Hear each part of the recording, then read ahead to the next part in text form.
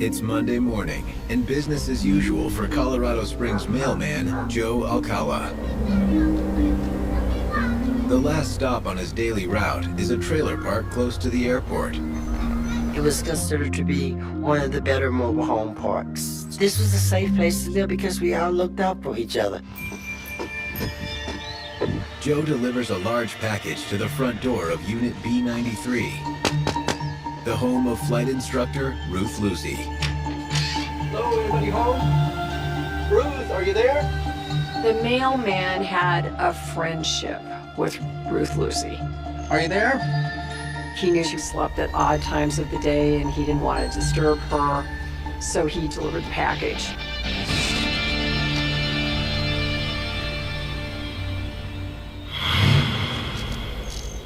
The next day, Joe notices Ruth still hasn't picked up her package. And the door was still open, which was pretty unusual, so he got worried.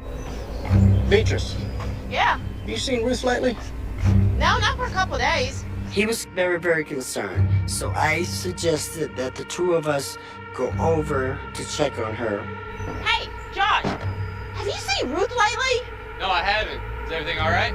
Another neighbor, Josh Hendricks, joins Beatrice and Joe in their search for Ruth Lucy. So the three of us walked up to her porch and we called out her name.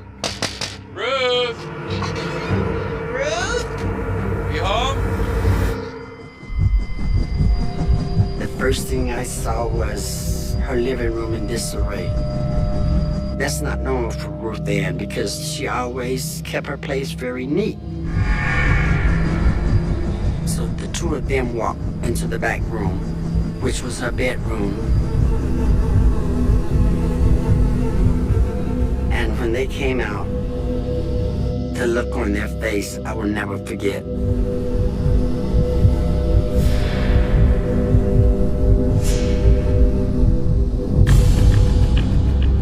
Across town, Lieutenant Joe Kenda is working feverishly to close a drug-related murder case. All right, what I need you to do is look at each individual picture and tell me if you recognize anyone in them. I was speaking to a witness in the office and showing them a photographic lineup, and my pager went off and it says 911. They reported that they have a death that appears to be a homicide in this trailer park on the east side of Colorado Springs. Copy right there. Officer, not taking over? Yes. Thank you for coming in. Kenda races to the trailer park on the outskirts of town. When I arrived, there were a few officers there, there were some neighbors there, but there was ultimately a very low level of activity. Medical had already left. Thank you. Hey, Lieutenant. Detective Freeman, so what we got? Okay, we've got a 40-year-old female that's been shot in the head. We found in the bedroom. Her hands and feet were bound. What? Well, she's got nylons tied around her ankles, binding her ankles together, and also her wrists. One of the first things that crossed my mind is not only the possibility of a burglary, but I thought maybe she'd been sexually assaulted. And according to the decomposition, it looks like she's been here 1 or 2 days. There is a strong odor of death in the premise, which I could smell from outside the door. As a homicide detective, that odor is burned in your memory banks. So one of my things I carried in my crime scene kit was a jar of VapoRub. I would take a gob of that and I would pack each nostril.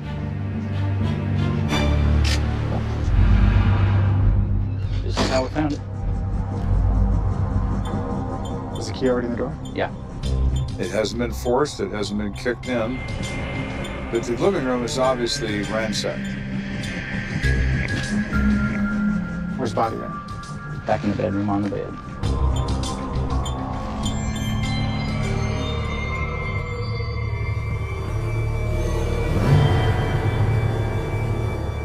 This is a woman named Ruth Lucy. She's 40 years old. She was a flight instructor.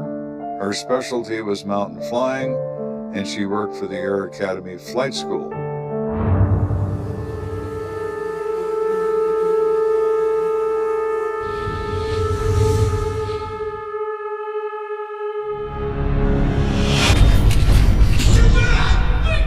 Get back!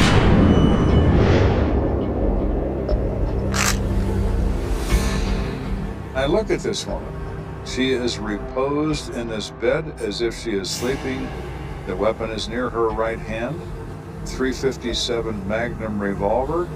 There's only one expended round. There are nylons tied around the left and right ankle and also her wrists. This is extremely odd. So you're looking at this trying to think what this is. I've never seen that before, and I've seen a lot of dead people. Any signs of sexual assault? No, not as far as we can tell. No abrasions. These are loose. When sex assault occurs, clothing is torn, ripped, removed. If she had been manhandled before she died, those marks would be so apparent, they would be black. There is no evidence to support a sexual crime. Thank you. You're welcome. But if the crime isn't sexual in nature, why are the victim's hands and feet bound with pantyhose? As Kenda scans the chaos of the trailer, another motive comes to mind. The living room has every appearance of a burglary. The classic crash and grab kind of approach. Have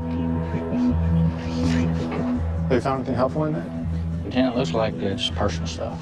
Copies of bills, copies of personal matters.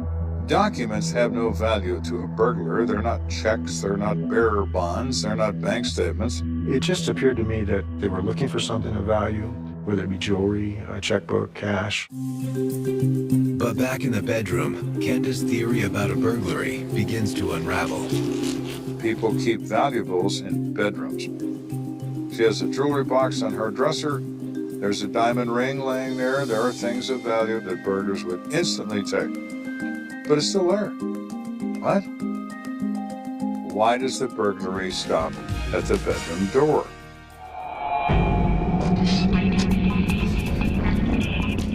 Kenda steps outside to mull things over. I'm fairly convinced this first part of the house is a burglary.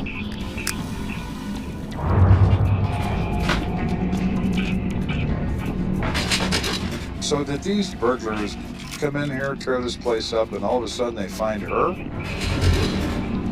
Hello? Is somebody there?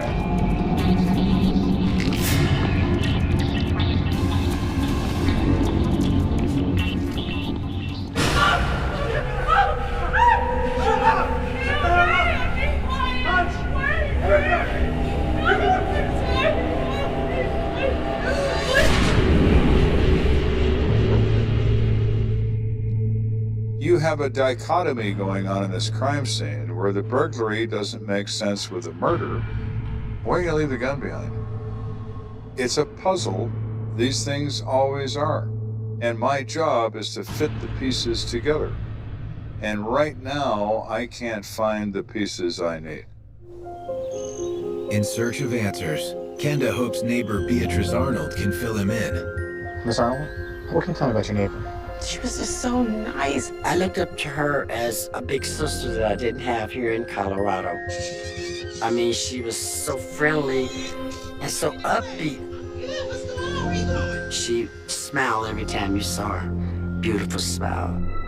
So why would anyone want to kill such a seemingly pleasant woman? Have you noticed anything strange the past few days? Anything out of the ordinary? I heard like this loud noise. She said 3 days earlier, she heard a loud bump in the middle of the night. The noise I heard sounded like someone was maybe nailing something on the wall, like a big thump. My thought was maybe it was a muffled gunshot. This woman thought it was a bump in the night. I think it was a .357 Magnum in the night. Does she have a boyfriend, or has she been dating anyone recently? Not since the accident. And what accident was that? A couple years ago, she was in this horrible plane crash. And, you know, it wasn't just her. It was 2 students with her. It was pretty bad. Beatrice did know that this crash involved more than Ruth Lucy. She explained that Ruth had 2 students with her in a single-engine airplane. According to Beatrice Arnold, Ruth was giving 2 men lessons in mountain flying. As the flight instructor, Ruth was responsible for the safety of everyone on board. I was told by her that 1 student did die and 1 was hurt. News of the plane crash gets Kenda thinking. The motive behind Ruth Lucy's murder may have nothing to do with burglary. It is unusual to encounter this kind of a story where you have a person responsible for a plane crash who is now dead from a gunshot wound. Revenge is powerful, and it can fester with someone. They can start off being angry and wind up being homicidal.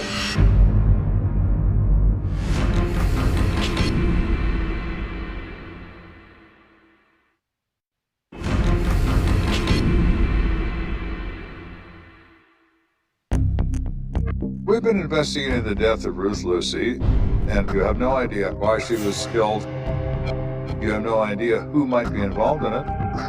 While some evidence suggests a deadly robbery, the revelation that Ruth was the pilot in a fatal plane crash adds another unusual twist.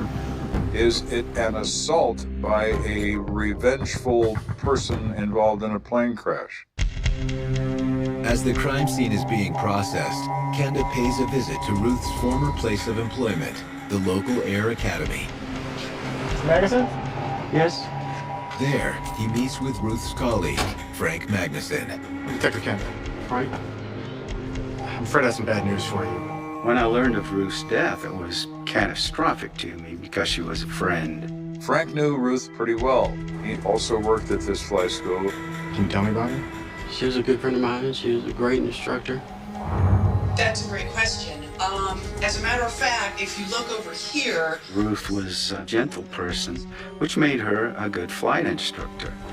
Never had to worry about her losing her temper. Go ahead and let me just do some checking over here. The day of the plane crash, I saw him taxiing out and waved goodbye. Headed out for a mountain flying lesson, Ruth had 2 student pilots on board. Ernest Banks at the controls, and Frank Bruno in the back seat. Okay. At first, the lesson seemed to be going according to plan. Ernest, you are doing a great job. Just keep it nice and steady. Okay. Then, things took a sudden turn for the worse. What happened was they somehow got to flying up the wrong valley. That was the beginning of the end. Yeah. You're flying a little too low. We need some more altitude. The side slopes of the pass was too narrow and too long for a small underpowered airplane. You are now trapped. Ernest, we need to turn around here. My plane! You're in a situation where you're out of options. We're gonna go to the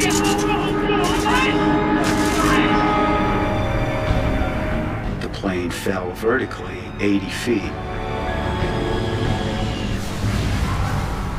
The airplane was totally destroyed.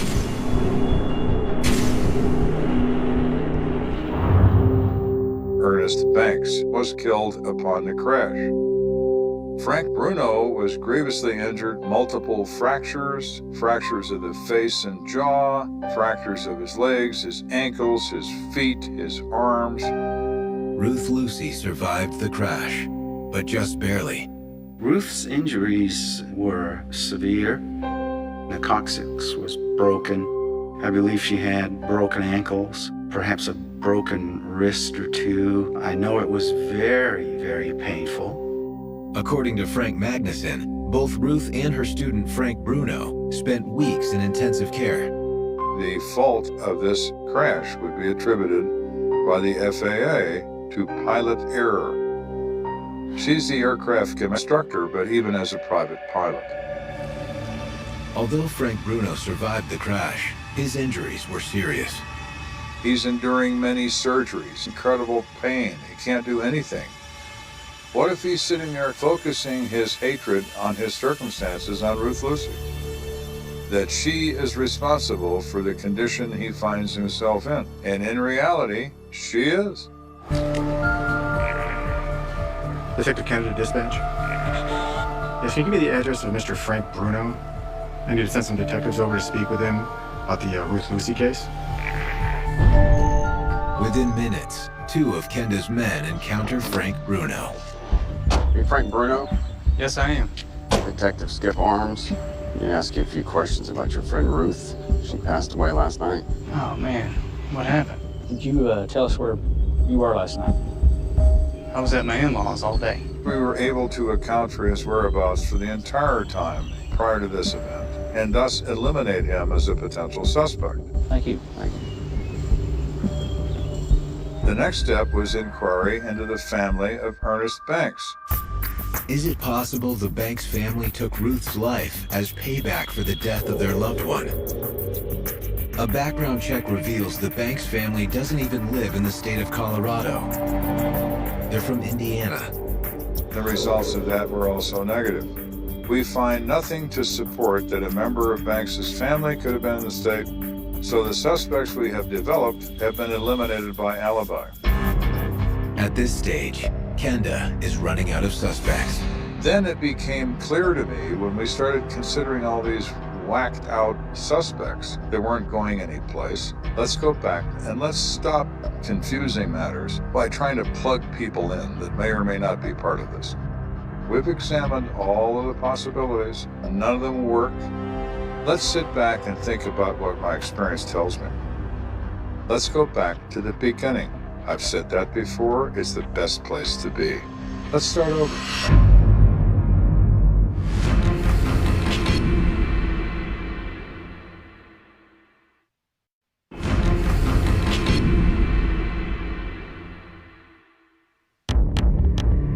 Flight instructor Ruth Lucy was found dead in her home, bound by pantyhose, with a bullet in her head. I've been investigating this death, and it finally strikes me that I'm overthinking this. Things are simple, and so is this. Lt.Joe Kenda returns to the crime scene. A team of detectives and CSIs are collecting evidence, and they've just made a discovery that will alter the course of the investigation. Find anything? Yeah, a lot of unpaid medical bills. We find, just on cursory examination, $15,000 worth of unpaid medical bills, involving fractures to multiple bones in the body, and then demands for payments in arrears. All right, go ahead and collect all of it up. I'm going to see what the coroner has to say. Yes, sir. All right. Between Ruth Lucy's pile of unpaid bills and the plane crash that left her disabled, Kenda begins to form a new theory about what happened in trailer B93. Hey, Doc. Hey, Joe. I was getting ready to call you. Did you find anything yet? Yeah, burn mark on the right temple. Gun was real close when the trigger was pulled.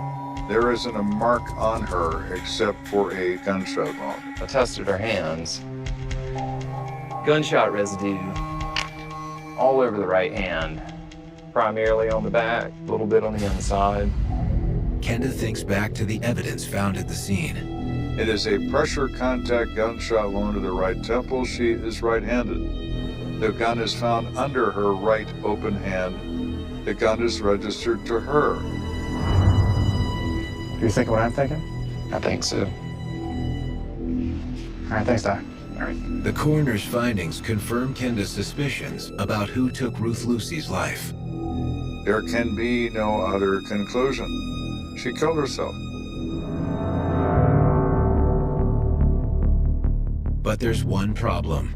If Ruth committed suicide, why was her trailer ransacked? Examining the crime scene photos, Kenda finds his answer.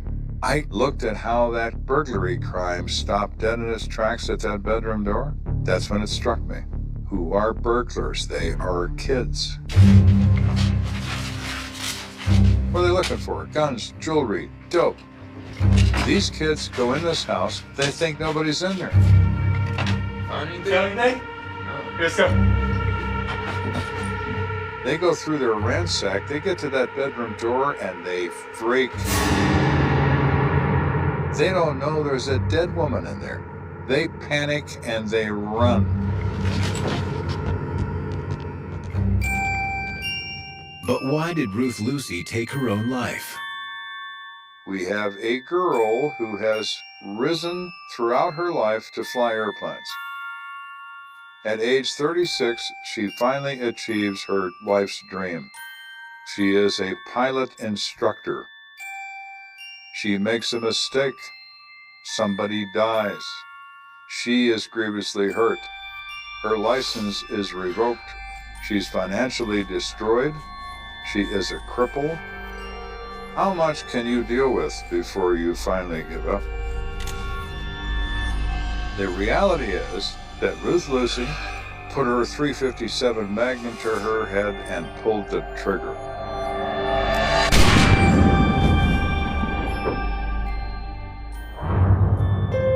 What Kenda can't wrap his head around is why Ruth decided to stage her suicide like some sort of sex crime. I still can't explain that. I have no idea. That made sense to her at the time, but the moment of self-destruction is an act of insanity. Is she saying to the world, my injuries have felt like bindings and she wants to present that with her pantyhose? Is she trying to make it look like a murder? Who knows? I certainly don't. A suicide note might have helped explain Ruth's frame of mind, but Kenda's men never found one. All that she left was one final request.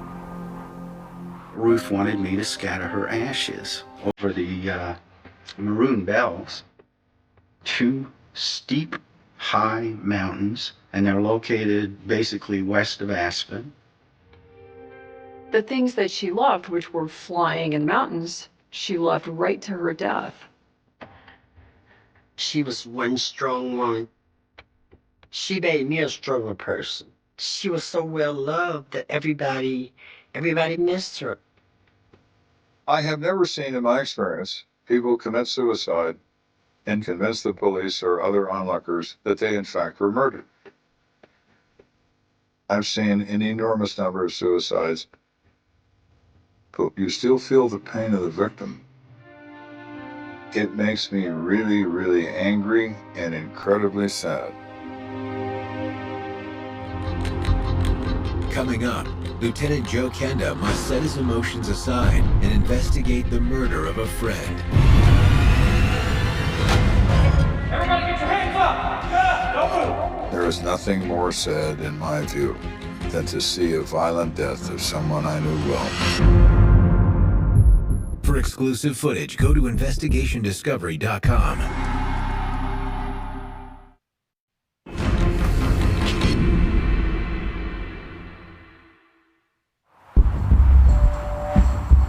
It's after 2 a.m.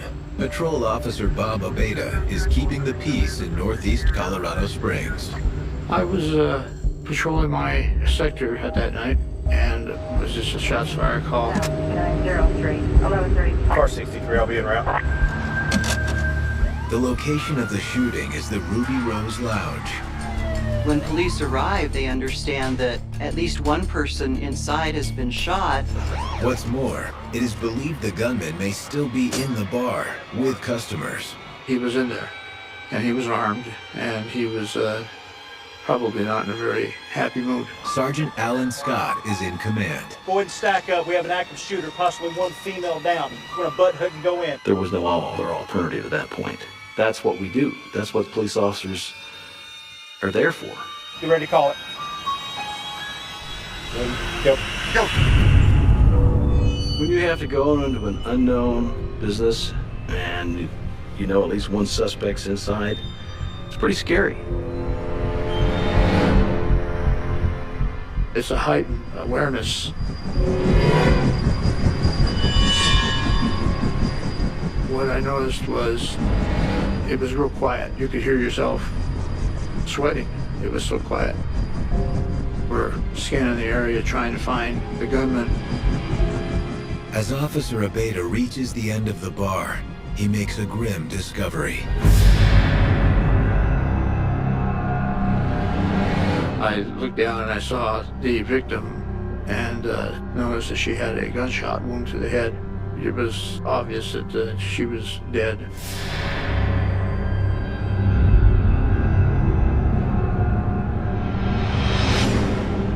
And then all of a sudden we realize there's somebody sitting at the table adjacent to her. The officers have a second victim inside the lounge. And it doesn't take very long to realize he's sitting there with a hole in his head.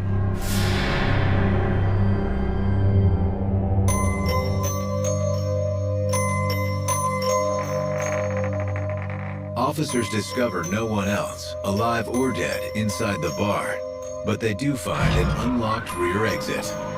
It appears the shooter has escaped. Across town, Lt.Joe Kenda's home phone begins to ring.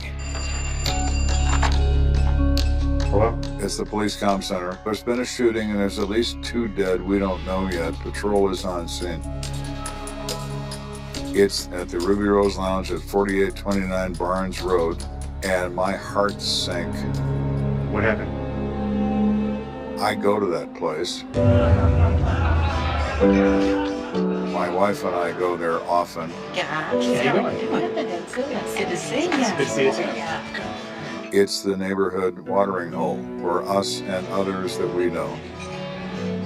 I know the owners, the 2 sisters that the bar is named after, Ruby and Rose. Well, how's everything going? Good. Hey, what? Yeah, sure glad to see you back in here. I see you out here.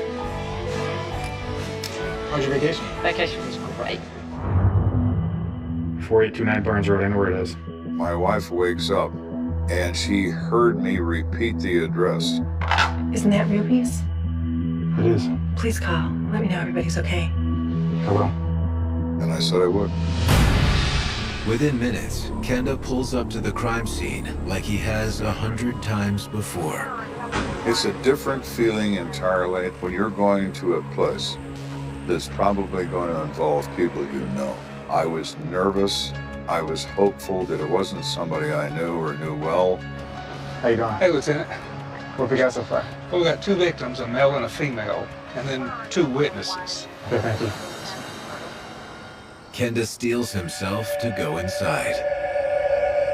My stomach was turning over and my head was fluttering.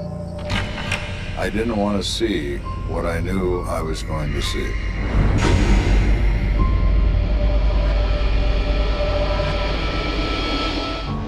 Oh no. I look at the end of the bar and there lies Ruby Matney. She is in a puddle of blood that's an inch deep. I walk up to her and I got down on my knees.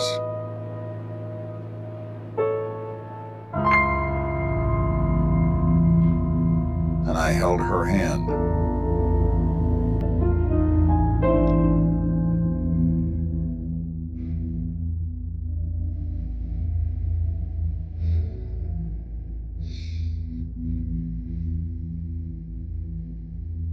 And one of the officers there looked at me and said, "What are you doing?"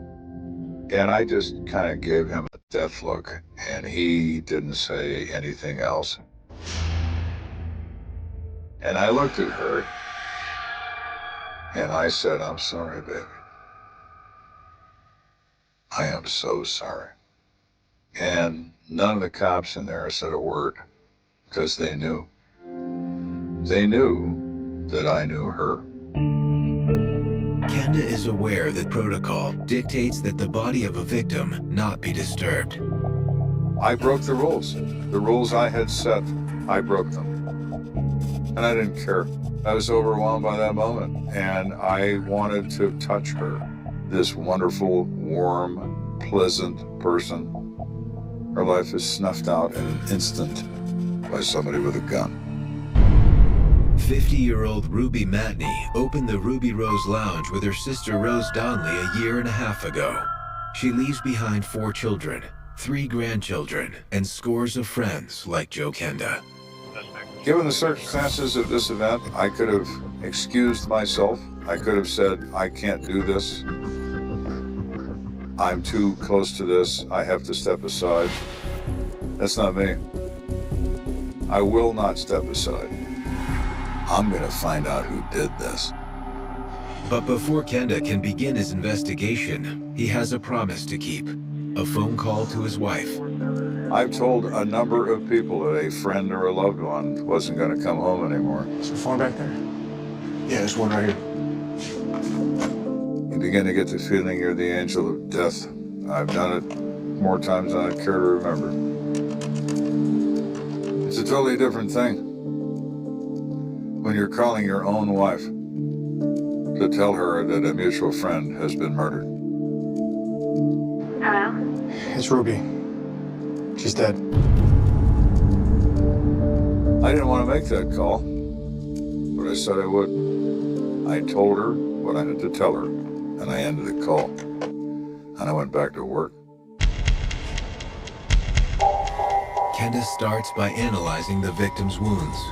I've looked at Ruby, and she has at least 2 gunshot wounds to the face. She also has a gunshot wound to the upper chest. Kenda turns his attention to the unidentified male victim. He had a contact pressure gunshot wound to the right temple with huge damage coming out of the left side of his head. Could the gunman have shot these two and then fled out the back door? If so, where is he now? And what's the motive? On a hunch, Kenda checks the register behind the bar. Any money in the register? No, that's it. The first instinct you have is this is a robbery that has somehow gone wrong. Everybody get your hands up! Get your hands up! It is a good time to hit any business at the end of the business day because that's when the money's all being counted. Stop! What the hell are you doing? Shut up! Don't move! And maybe the bartender resisted being robbed, and maybe the customer interfered, and they were both shot to death. It seems like a viable theory until Kenda spots 2 bank deposit bags under the register. When we open this bag and we look at it, it's cash and coin, wrapped coin in the bag with a deposit slip. How much is it?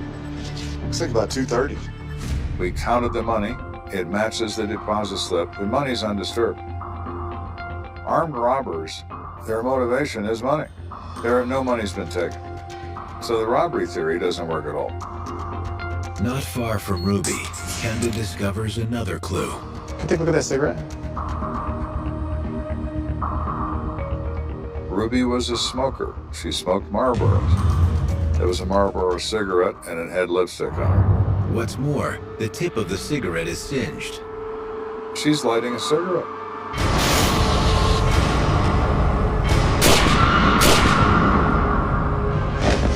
Normal routine. When all of a sudden it's bullets. There's no confrontation. She's not backing up from somebody pointing a gun at her. Now you say, well, why would that matter? Well, it matters because she never saw it coming. The witness is still outside? Yes, sir. It's time to go talk to him.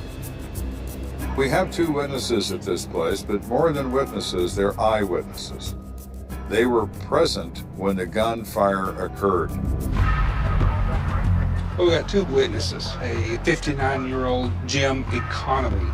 He dialed 911, and Betty Harley, she's one of the bartenders. Betty's in no position to tell me because of her emotional state. Jim looks like he might be able to tell me. He was the obvious place to begin. Jim, can I talk to you for a minute? Yeah, all right. I'll be back. Jim Economy, I knew he was Ruby's boyfriend. They'd been going together for some period of months. Jim, I'm sorry about all this, and I know it's a difficult time for you, but I need to ask you a few questions. Tell me what you saw. Do you know what happened here? Yes. I even know who the killer was. You what?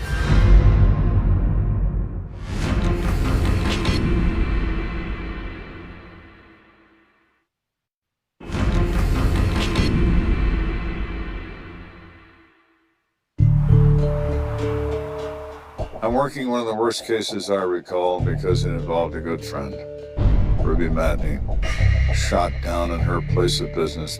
And there's another man that's been killed as well. From looking at this crime scene, there's no indication of what reason there could be for this. But the answers Kenda needs may lie with Ruby's boyfriend, Jim Economy. He claims to know the killer. Who did this to Ruby? My son, James. When he said he's my son, that took me back for a second. I didn't even know Jim had a son. Your son did this. I can't believe he shot her. 25-year-old James Economy has been mostly unemployed for the past 3 years. He's been screwed up ever since he hurt his back. According to Jim, his son James has been caught in a downward spiral of depression and anger ever since he was injured. Where is James Economy now? Kenda has a hunch. What was your son wearing tonight?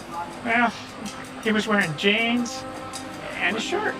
Is there anything else more specific? He had that new watch that we bought him, a big black watch. Now, hang out here for a minute, okay? All right.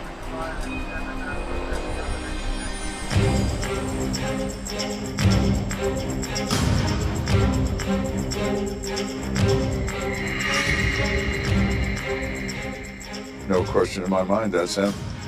That's his son. He is the shooter in this case.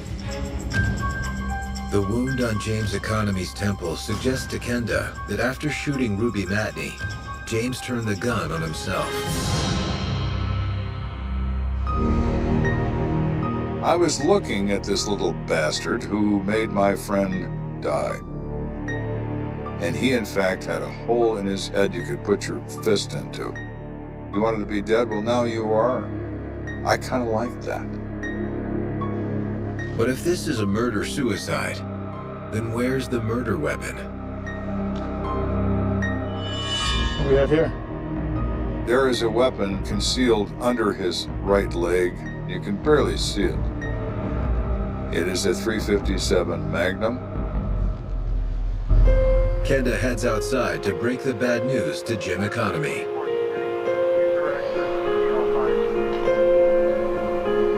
Jim, your son's inside. I'm sorry to say. He's dead. Nobody had to tell him. He knew. I cannot imagine a more horrible circumstance than that. Why would James Economy shoot his father's girlfriend, Ruby, and then himself? Tell me what happened. His mother and I got a divorce, and he's got it in his head that Ruby caused it. And Jim said that couldn't be further from the truth. He didn't even meet Ruby until after that event took place. He said his son had completely misconstrued the facts of how the marriage ended and focused his hatred on Ruby. You need to come to dinner with us and get to know her. I don't want to get to know her. What about Mom, huh? Mom and I are still friends. We've just gone our own ways. Gone your own ways? Well, how about I go my own way? Enjoy your night, Dad.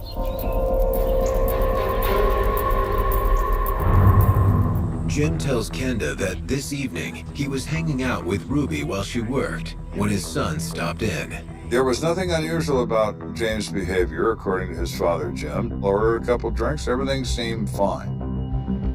It wasn't until Ruby was closing up the bar for the evening that problems started. Make a lot of money tonight? I made a little bit. Must take a lot to run this place. Nah, it's not that bad. How much does my dad give you to use? Dad doesn't give me anything. Now, Ruby, who is a very pleasant person, is also a very aggressive person. If you push her buttons, she'll push back. You need to mind your own business. You know what? Hey. Jim said he stepped in and said, hey, that's enough, you two. You know, that's enough. And it went back to where it was. Fine, I gotta take a piss anyway.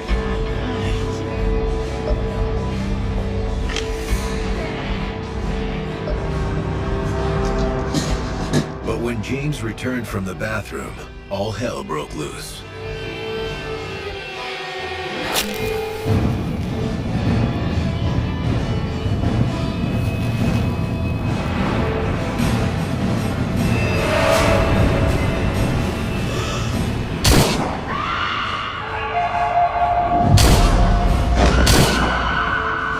Son of a bitch! Shoot me too! He said, shoot me too. And his son just looked at him. Get out of here, Dad. So Dad got up, Betty came out from behind the bar, and they both ran out the door together.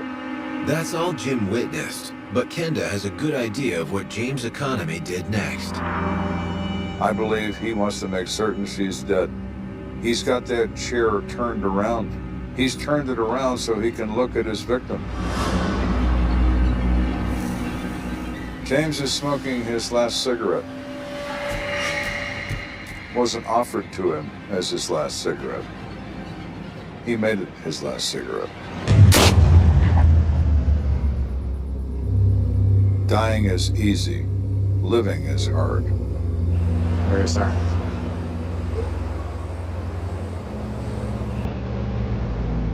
With Ruby Matney's alleged murderer deceased, Kenda closes the case. Had James not killed himself and he had to be arrested and interrogated, I would not have done it. I wouldn't trust myself to do it. Because I could picture myself with my hands around his neck and his face turning blue. When I think about my work, certain cases come to the surface very quickly. Ruby's always does. There is nothing more sad, in my view, than to see a violent death of someone I knew well that had absolutely no reason to die like that. No reason at all.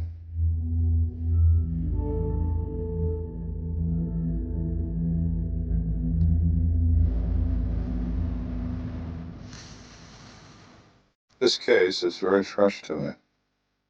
That's why I had that moment when I first described touching her hand. I was doing it again.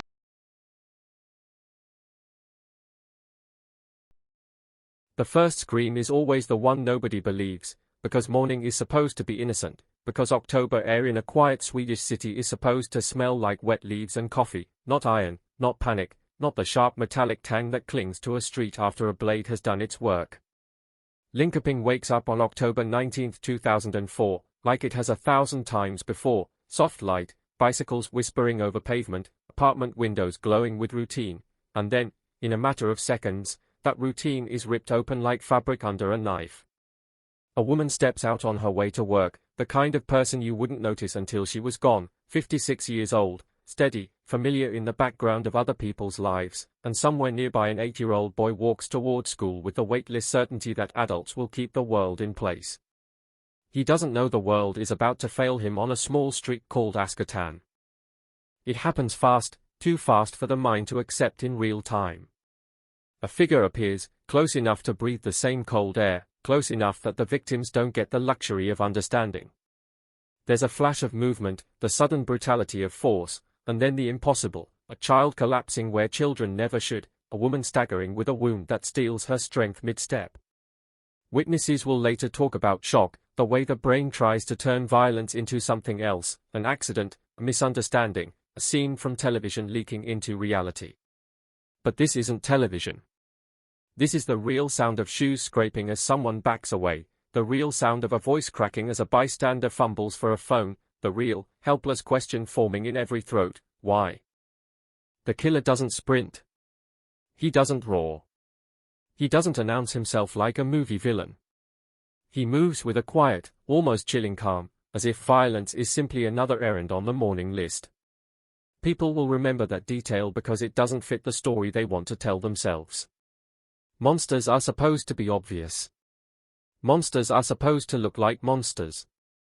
This one strolls. He leaves a street full of stunned faces behind him and walks away like a man leaving a shop, like a man who knows he has already done the worst thing that will happen to Linkoping that day, that year, maybe for decades. Sirens come slicing through the morning, blue lights strobing off windows, off wet asphalt, off the pale faces gathering in knots at the edges of the scene.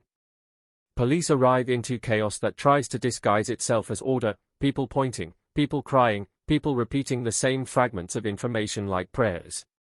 An ambulance crew moves with training, with muscle memory, trying to fight death right there on an open street.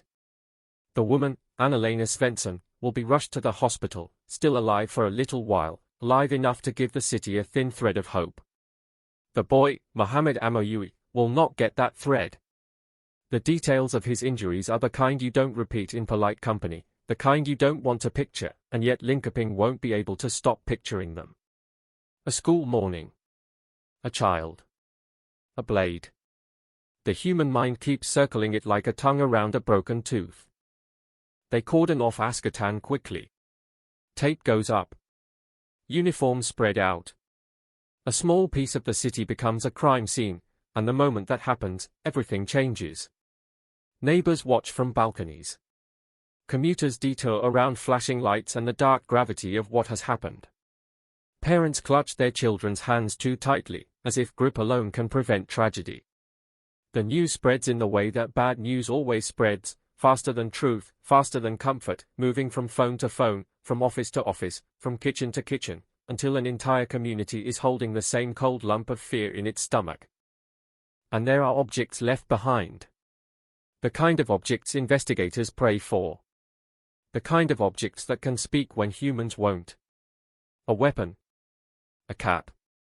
Trace evidence that doesn't look like much to an untrained eye but means everything to people who know how to listen to fibers and stains and the invisible signatures bodies leave behind. Forensics moves in, methodical, silent, kneeling on pavement where screams were only minutes ago. They photograph. They measure. They bag. They swab. They collect what the killer didn't have time, or didn't think, to erase. And somewhere among those collected fragments is DNA, a clean, biological fact in a world suddenly flooded with speculation. The killer left himself behind in microscopic form. The city doesn't know it yet, but the future of this case is going to hang on that invisible thread.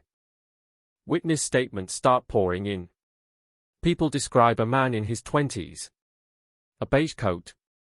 A dark hat. Some say he didn't run, he walked away.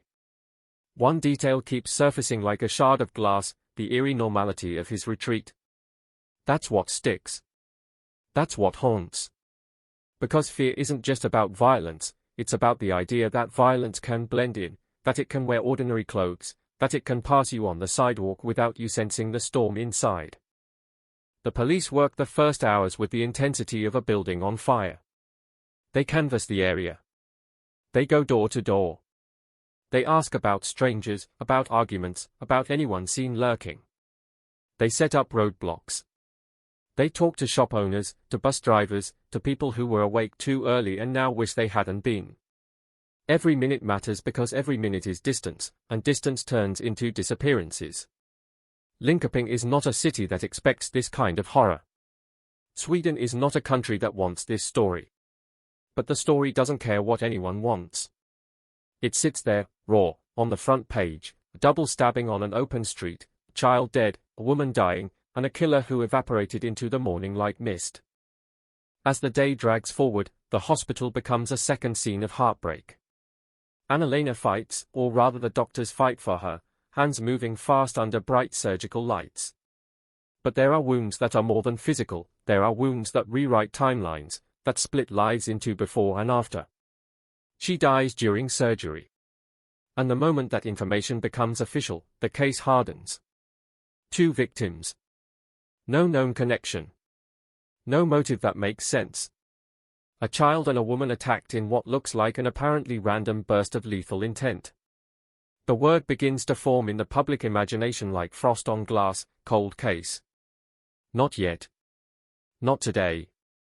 But the seeds are planted early, because randomness is the enemy of closure. Rumors bloom immediately.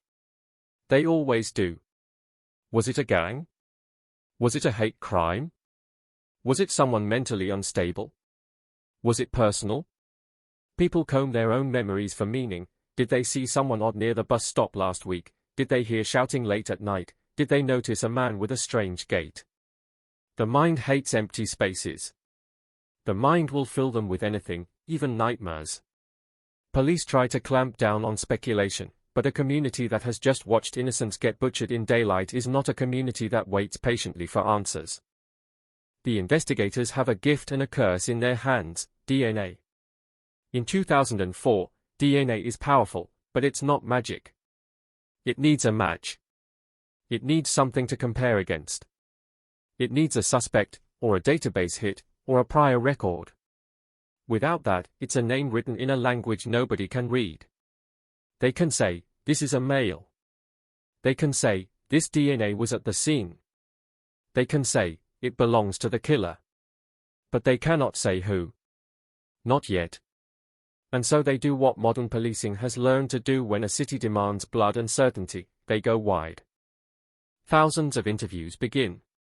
Thousands. The number itself becomes a headline, then a talking point, then a symbol of effort. People are called in.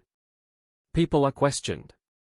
Some are terrified, some offended, some eager to help, some hiding something, most hiding nothing. Names are written, crossed out, rewritten. Tips flood in, some sincere, some delusional, some malicious. Each one has to be checked because the one time you ignore a tip is the one time it matters. Officers work late. They pin maps on walls. They draw timelines until the paper looks like it's been attacked with ink. Then comes the mass DNA screening. Men in the region are asked, sometimes urged, sometimes pressured by the weight of public expectation, to provide samples. It's the kind of measure that tells you how desperate and determined the investigation has become. Thousands comply. Thousands are ruled out. The killer remains absent, a blank space that refuses to be filled. Each negative result is both a relief, at least this person is innocent, and a punch to the gut, because the truth is still out there, still walking around somewhere under a normal coat. And the city changes while the investigation grinds forward. Fear doesn't just live in the heart, it moves into habits. Parents alter routes. Children are escorted. People look twice at strangers. Neighbors who used to nod and pass now hold eye contact a fraction too long, searching for something they can't define. The word Ascatan becomes loaded. A street name becomes a symbol, a scar you can point to on a map. The victims' names are spoken in lowered voices, in memorials, in candlelit gatherings where people cling together because grief is heavy and the only way to carry it is shared. Police release sketches. They ask the public for help identifying a man. The image circulates, printed and broadcast, pinned to bulletin boards, shown on television screens above cafe counters. People stare at it and see 100 faces they half recognize. They call in tips. They second-guess themselves. Did I see him on the bus? Did I serve him coffee? Did he live in my building? Every glance becomes suspect. Every memory becomes evidence. The killer remains a ghost anyway, a silhouette no one can grab. And underneath all of it is that one stubborn fact, the killer left DNA behind, and yet the DNA leads nowhere. It's like finding a fingerprint on a door and discovering the person has never existed in any file, any registry, any known history. The detectives feel it, that maddening sensation of being inches from an answer but trapped behind glass. They have something. They have proof. They have a biological signature that could end the nightmare. But in 2004, without the right bridge, it's just a signature without a name. Days turn to weeks. Weeks turn to months. The initial surge of energy doesn't vanish, but it morphs into something heavier, endurance. The case becomes enormous. It becomes one of the biggest investigations Sweden has seen, a machine of manpower and paperwork and sleepless nights. And still, the man in the beige coat does not step out of the shadows. He does not confess. He does not get caught in some other crime with his DNA finally linking back. He does not make the mistake everyone hopes killers make. He simply remains out there, a silent question mark breathing the same air as everyone else. Somewhere in Linkoping, a child's classmates grow older with an empty seat in their shared past. Somewhere, families set plates they no longer need. Somewhere, a city keeps living while carrying a story it never asked for. The street gets cleaned. The tape comes down. The leaves keep falling. But nothing goes back to normal, because now Linkoping knows what it didn't want to know, that a killer can strike in daylight, in the middle of a neighborhood, and walk away without a sound. And the most terrifying part isn't just that he escaped, it's that he blended. That he vanished into ordinary life so completely that even with DNA in a bag, even with thousands of interviews, even with a community screaming for answers, the truth stays hidden, quiet, patient, and unbearably close. The investigators don't get to grieve, not really, because grief is a luxury that comes after the handcuffs click, and there are no handcuffs yet, only a city that has started to look at itself like a room with the lights off, listening for footsteps that may already be inside. The first nights after Ascatan are sleepless in Linkoping, curtains twitching, stairwells echoing, every late elevator ride feeling like a gamble, while in fluorescent-lit offices the case file swells into a living thing, pages multiplying, photos pinned, timelines rewritten until the ink blurs with coffee stains. They keep returning to the same brutal contradiction: the attack is intimate, close range, ferocious, but the victims don't fit a story together. A woman on her way to work. A boy on his way to school. No known link. No shared enemy. No warning. A burst of violence that reads like a lightning strike, except lightning doesn't choose to carve into flesh and then walk away calmly, as if the world owes it nothing. They interrogate randomness like it's a suspect. They break it down, slice by slice. Was the boy targeted, and the woman a witness who tried to intervene? Was the woman targeted, and the boy simply in the wrong place at the wrong second? Did the killer arrive with one victim in mind and then improvise? Or was the act itself the goal, blood for blood's sake, an eruption without logic? The detectives hate that last possibility, because if motive is absent, prediction becomes impossible. A crime without motive is a crime that can repeat anywhere, anytime, to anyone, and that means the killer is not just a person on the run, is an atmosphere, a fog seeping into every street. Forensics is supposed to be the anchor in a storm, and right now, forensics is all they have that feels solid. The DNA sample is processed, logged, protected like a relic.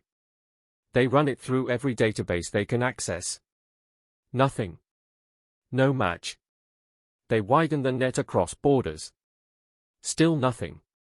It's like calling a name into an empty canyon and hearing only your own voice come back. The lab reports offer small certainties, male DNA, clear profile, strong sample, yet those certainties only deepen the frustration because they scream potential. This could solve it, the sample whispers. This should solve it. But it doesn't. So the investigation becomes a hunt built on human texture, the beige coat, the dark cap, the description of a man in his 20s, slim, moving with a certain ordinary ease. Witnesses are gathered again and again, their memories squeezed for the last drops of detail. What did he smell like?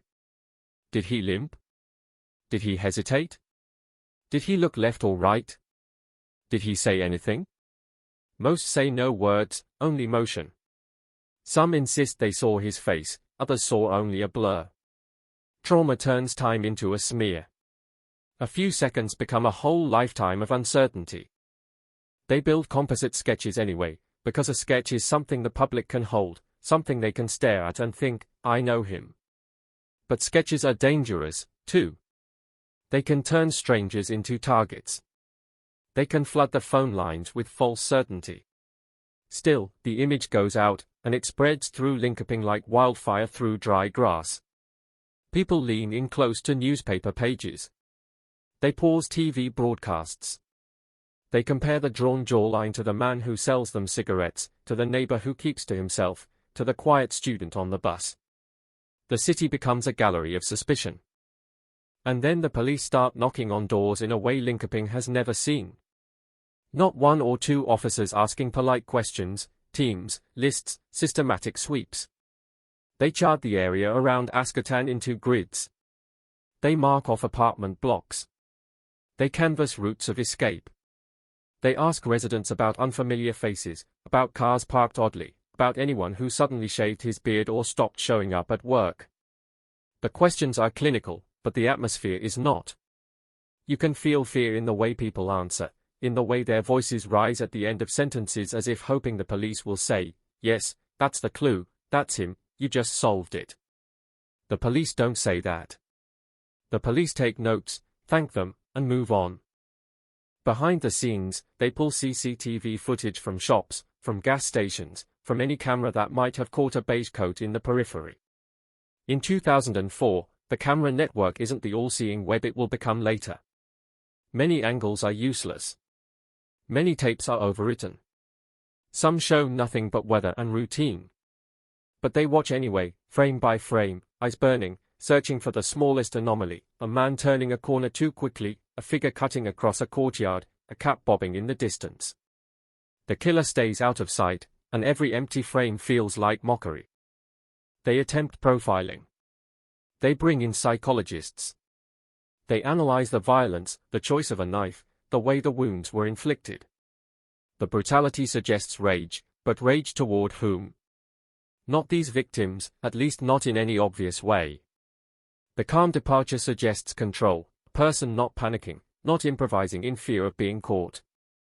That combination, savage attack, calm exit, sets off alarms in every experienced investigator. It feels practiced. Or it feels detached. Or both. The kind of person who can do this might have done it before, or might do it again. That thought sits on the conference table like a bomb no one wants to touch. They pressure the community for DNA. Not just a polite request, public campaigns, media appeals, relentless drumbeat. If you're a man who was in the area, give a sample. If you have nothing to hide, prove it. The campaign is effective in volume and disastrous in emotion. Thousands comply, and in the act of complying, the city exposes a raw nerve, the tension between safety and privacy, between collective fear and individual rights. Some men refuse on principle and find themselves labeled in whispers. Others comply and feel humiliated, stripped of dignity by a suspicion they did not earn. But the logic is ruthless. The killer is a man, and he is out there, and if he won't come forward, the rest must step up. Samples are collected in clinics, in police stations, in temporary setups. Swabs. Forms. Names. A bureaucratic river carrying the city's male population through the machinery of elimination. Each sample is tested against the crime scene DNA. Each time, the lab sends back the same quiet verdict, not a match. Not him. Not him. Not him. The list of ruled-out men grows into the thousands, then the tens of thousands, and still the profile of the killer remains stubbornly singular and unreachable. At the same time, detectives chase alternate theories with the desperation of people who cannot afford tunnel vision. They explore extremist angles. Was the boy's background relevant? Was this an act of hatred? They look into local disputes, grudges, the undercurrents of the city. They review known offenders. They question people with histories of violence, mental illness, obsession. They search for anyone who owns knives, who collects them, who talks about them. They scrutinize hospitals for patients who showed up with fresh cuts on their hands, the kind that might come from slipping on a blade. They trace blood donation records, pharmacy purchases, anything that might tie to a man who injured himself in a stabbing. They chase everything, and every thread seems to fray into nothing. The families are trapped in a nightmare that doesn't allow closure. Mohammed's family absorbs a kind of grief that is not just loss but disbelief, a child taken in daylight, in a country that promises safety as part of its identity. Annalena's family deals with a different shape of devastation, a life partner, a mother, a friend erased on a weekday morning. There are memorials, flowers, candles. There are speeches that try to make meaning out of meaninglessness. There are quiet rooms where the same questions repeat. Who did this? Why? How can a person do this and then go home, eat dinner, sleep? And the city watches the police, desperate for progress, hungry for any sign that the nightmare has a border. Every press conference is a ritual now, official faces, careful language, the tension between transparency and strategy. The police can't reveal everything, the public hates that. The police need the public feels helpless. This mutual dependence turns into friction, and friction turns into anger, and anger turns into pressure. The case becomes more than a murder investigation. It becomes a referendum on security, on competence, on trust. Inside the investigation team, exhaustion becomes a second enemy. The early days were adrenaline. Now it's attrition. They rotate staff. They bring in reinforcements. They build a dedicated unit. They create databases to manage the flood of tips. They categorize leads, grade them, assign them. A tip about a man with a beige coat seen on a bus. Another about a stranger sleeping in a stairwell. Another about a family member acting strange. Some tips are dead on arrival. Some look promising and then collapse. A few keep them awake at night, because they almost fit, almost align with the timeline, almost intersect with the DNA, and then, nothing. Always nothing. The killer, meanwhile, becomes a phantom with 1,000 faces in the public imagination. People start telling themselves stories to survive. Maybe he fled the country. Maybe he's dead. Maybe he's in prison under another name. Maybe he was a transient, a drifter passing through. Maybe he was someone local, blending in, nodding hello to neighbors who have no idea. Each theory offers temporary relief, because any explanation feels better than the raw truth of not knowing. Time keeps moving anyway, cruel and indifferent. Halloween comes with its costumes and masks, and Linkoping can't stop thinking about masks. Winter approaches, darkening the city earlier each day, and the darkness feels personal now, like an accomplice. The crime scene is long cleared, but people still slow down when they pass that stretch of street. Some avoid it completely. Children ask questions adults can't answer. Teachers choose words carefully. Parents invent softer explanations and then lie awake hating themselves for the lie. The detectives do something else that feels both logical and terrifying: they preserve everything. Every piece of evidence is stored, tracked, secured, because they understand that technology will evolve. What doesn't speak today might speak tomorrow. The DNA is frozen in time, waiting for a future that can interpret it better. The case is not just an investigation anymore, it's a promise made to the dead that patience will outlast silence. But promises don't keep a killer from sleeping at night. Somewhere, a man who left his genetic signature on Ascatan is living a life. He buys groceries. He rides trains. He watches the news that talks about him as if he's a monster from the woods. He hears the word, cold case, forming in the mouths of strangers.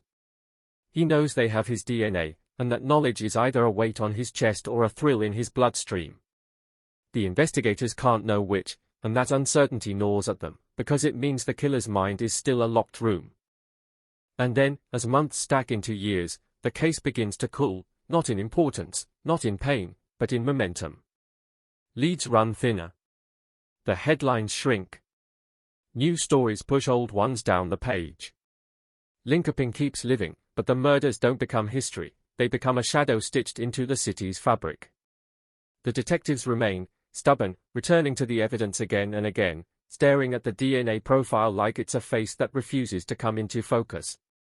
They know the killer is not supernatural. He is not invisible. He is a human being with a body that can bleed and die like anyone else. And still, he is out of reach, and that is the most terrifying kind of mystery, the kind that stays close, breathing quietly, while the years begin to pile up like snow. The calendar flips the way it always does, quietly, without permission, yet in Linkoping every new month feels like an insult, because time is supposed to bring distance, and distance is supposed to bring healing, and none of that happens when the killer is still out there like a stain you can't scrub out no matter how hot the water runs.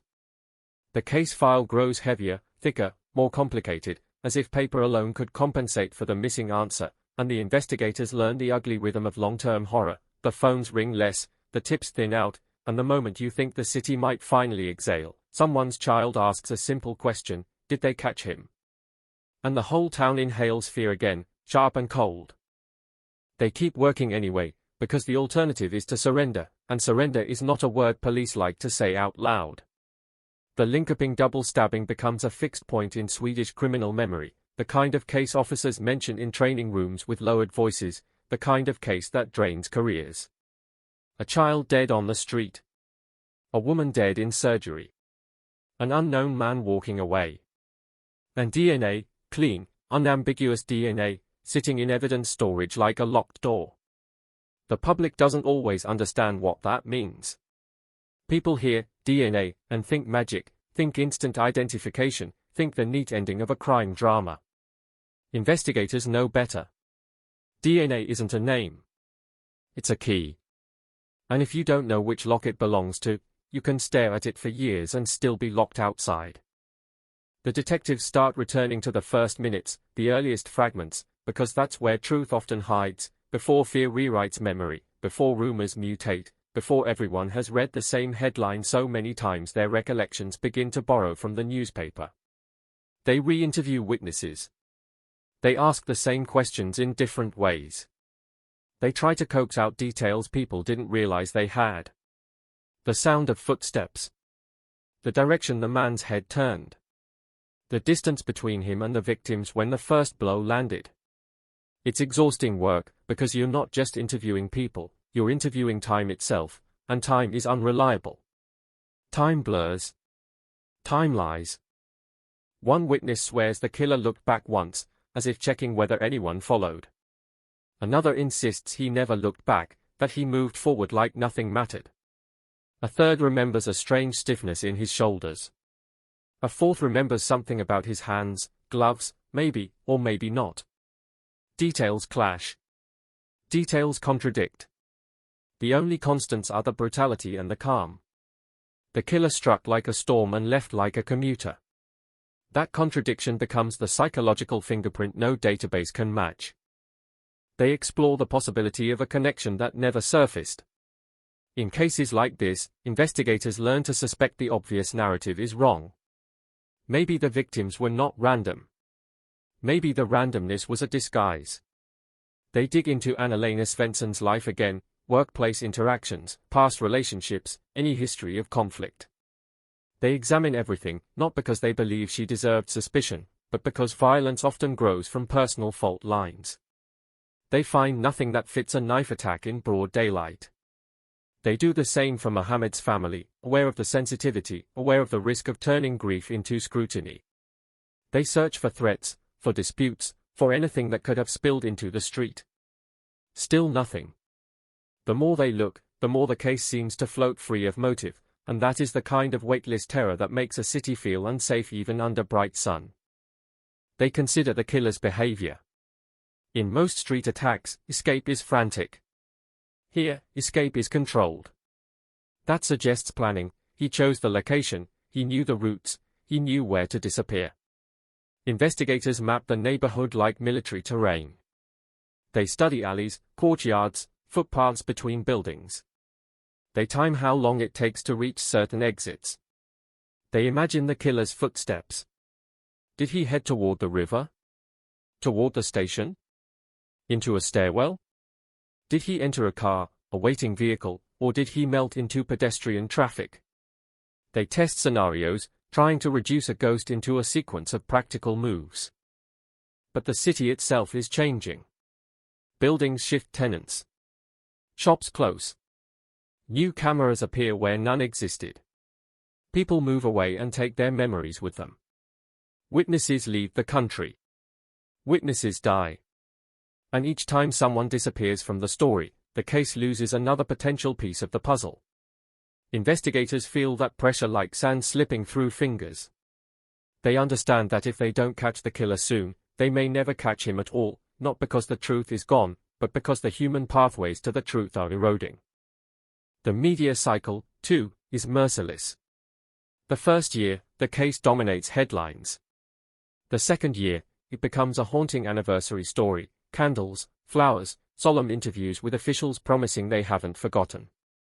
By the third and fourth year, it's still unsolved, a phrase that begins to sound routine, and routine is a killer's best friend. People move on because people have to. They get married. They change jobs. They have children. Life insists on continuing even when a community carries a wound. But the wound doesn't close. It scabs over. It itches. It breaks open whenever a new stabbing is reported anywhere in Sweden, whenever a child goes missing anywhere in Europe, whenever someone sees a man in a beige coat and feels their pulse spike for no reason they can explain. Inside the police department, the case becomes both sacred and cursed. Sacred, because it involves a child, because it shattered public trust, because it demands resolution. Cursed, because it devours resources, because it produces no arrests, because it lives on the edge between solvable and impossible. New investigators are assigned. Old ones burn out. Some carry the case like a personal debt, showing up early, leaving late, flipping through old notes as if the right arrangement of paper could suddenly reveal what everyone missed. Others keep a professional distance, because obsession can destroy you. But even those who distance themselves still feel the case in the background, like a low-frequency hum under every other assignment. The DNA profile remains the spine of the investigation. They check it again and again against updated databases as Sweden's systems evolve. Every time a new offender is entered, the system can compare. Every time a new sample is collected, the system can search. Each time, the answer comes back, no match.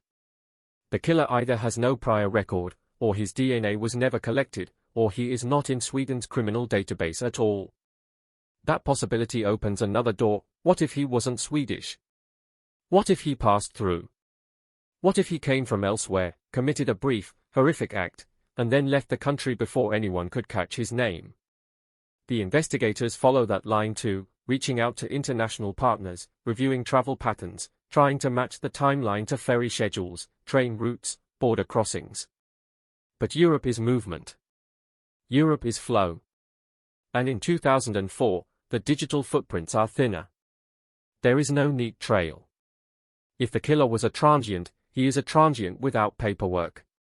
If he was local, he is local without a record.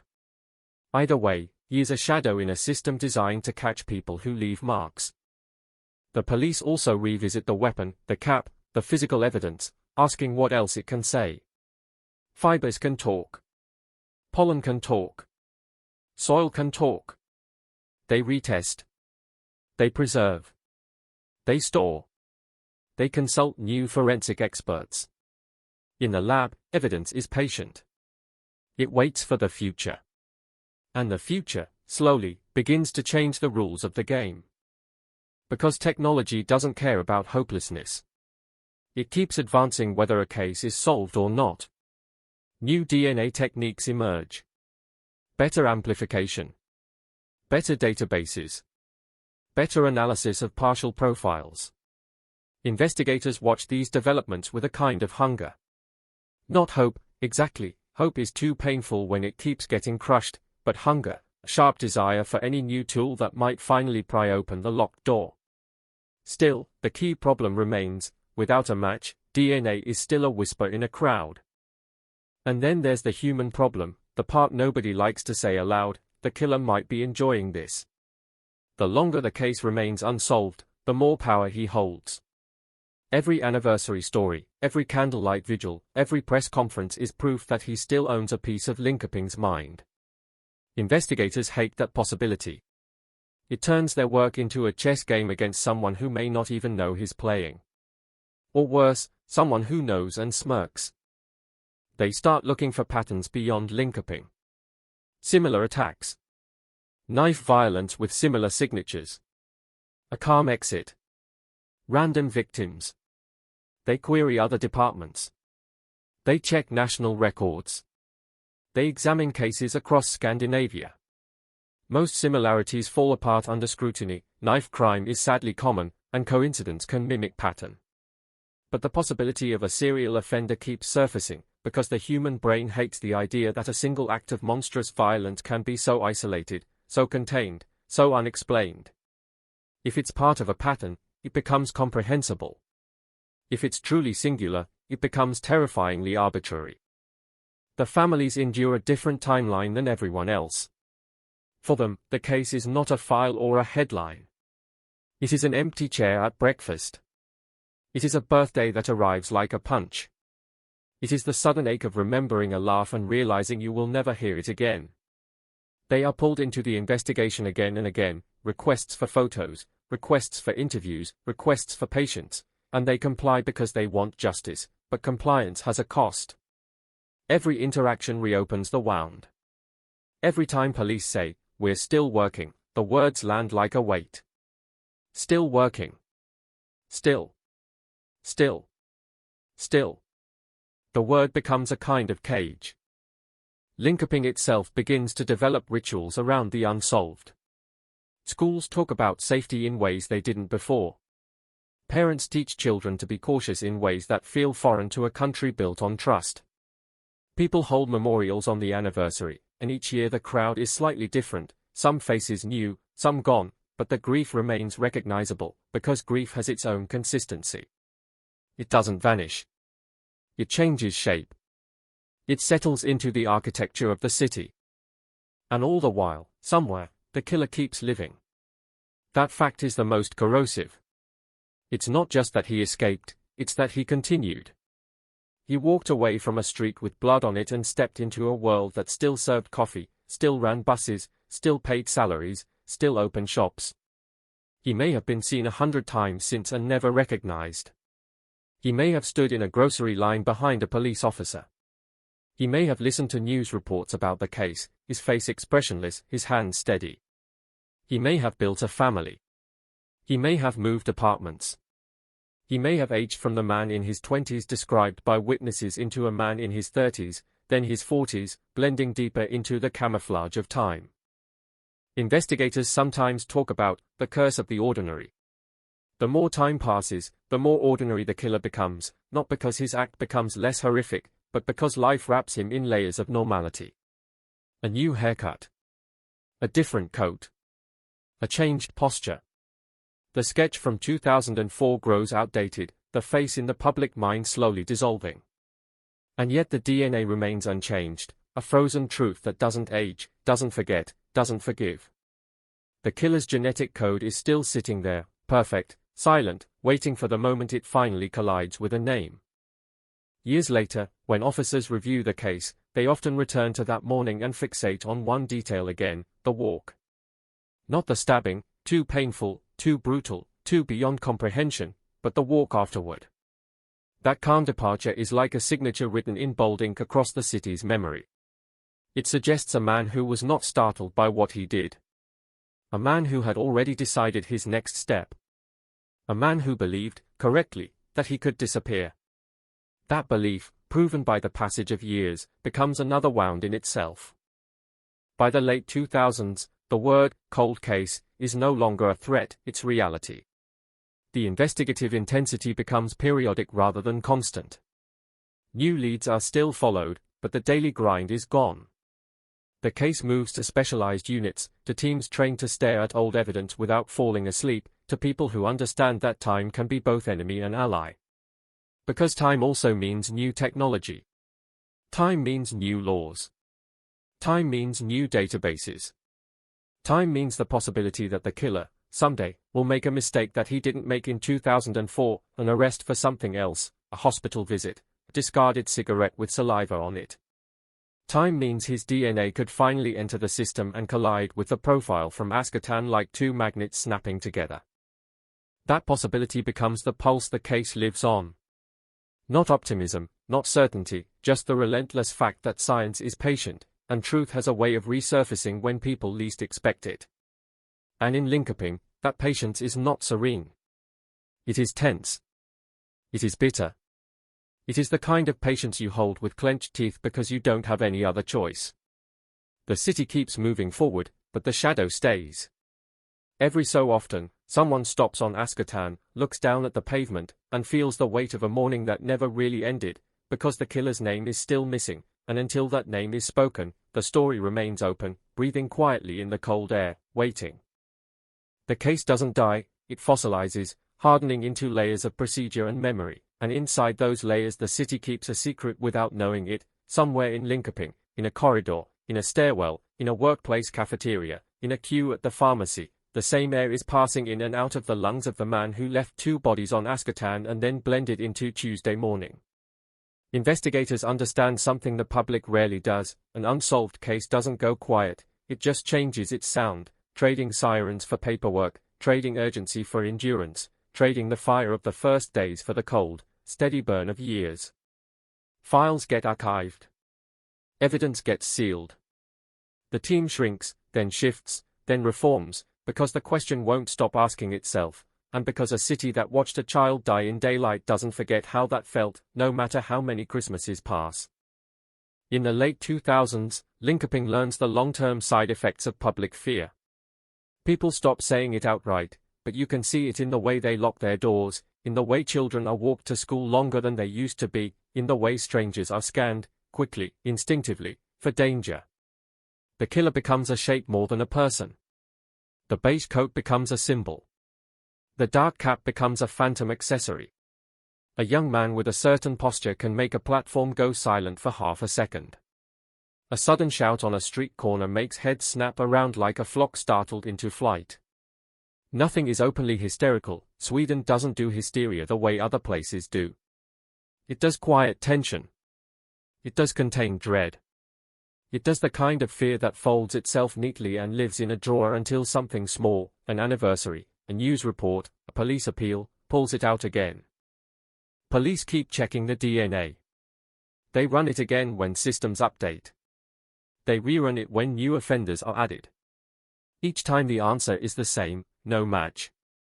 That phrase becomes a drumbeat in the background of the investigation, and with every repetition it gains a different flavor, first frustration, then disbelief, then something like anger. Because the sample is good. Because it's clean. Because it should be enough. In the conference rooms, officers talk in clipped sentences about possibilities that sound paranoid until you realize paranoia is just realism in a world where someone can kill a child and vanish. What if he never offended before? What if he never offended again? What if this was his only eruption, a single day when the mask slipped, and then the mask went back on forever?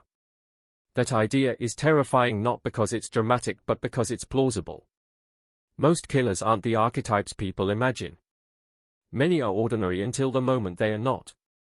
So the investigation begins to do what long investigations must, it starts to circle the edges of the community's hidden corners.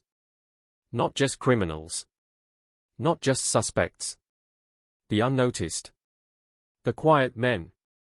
The men who live alone, who drift between jobs, who keep their curtains drawn, who are never in trouble because trouble is noisy and they prefer silence.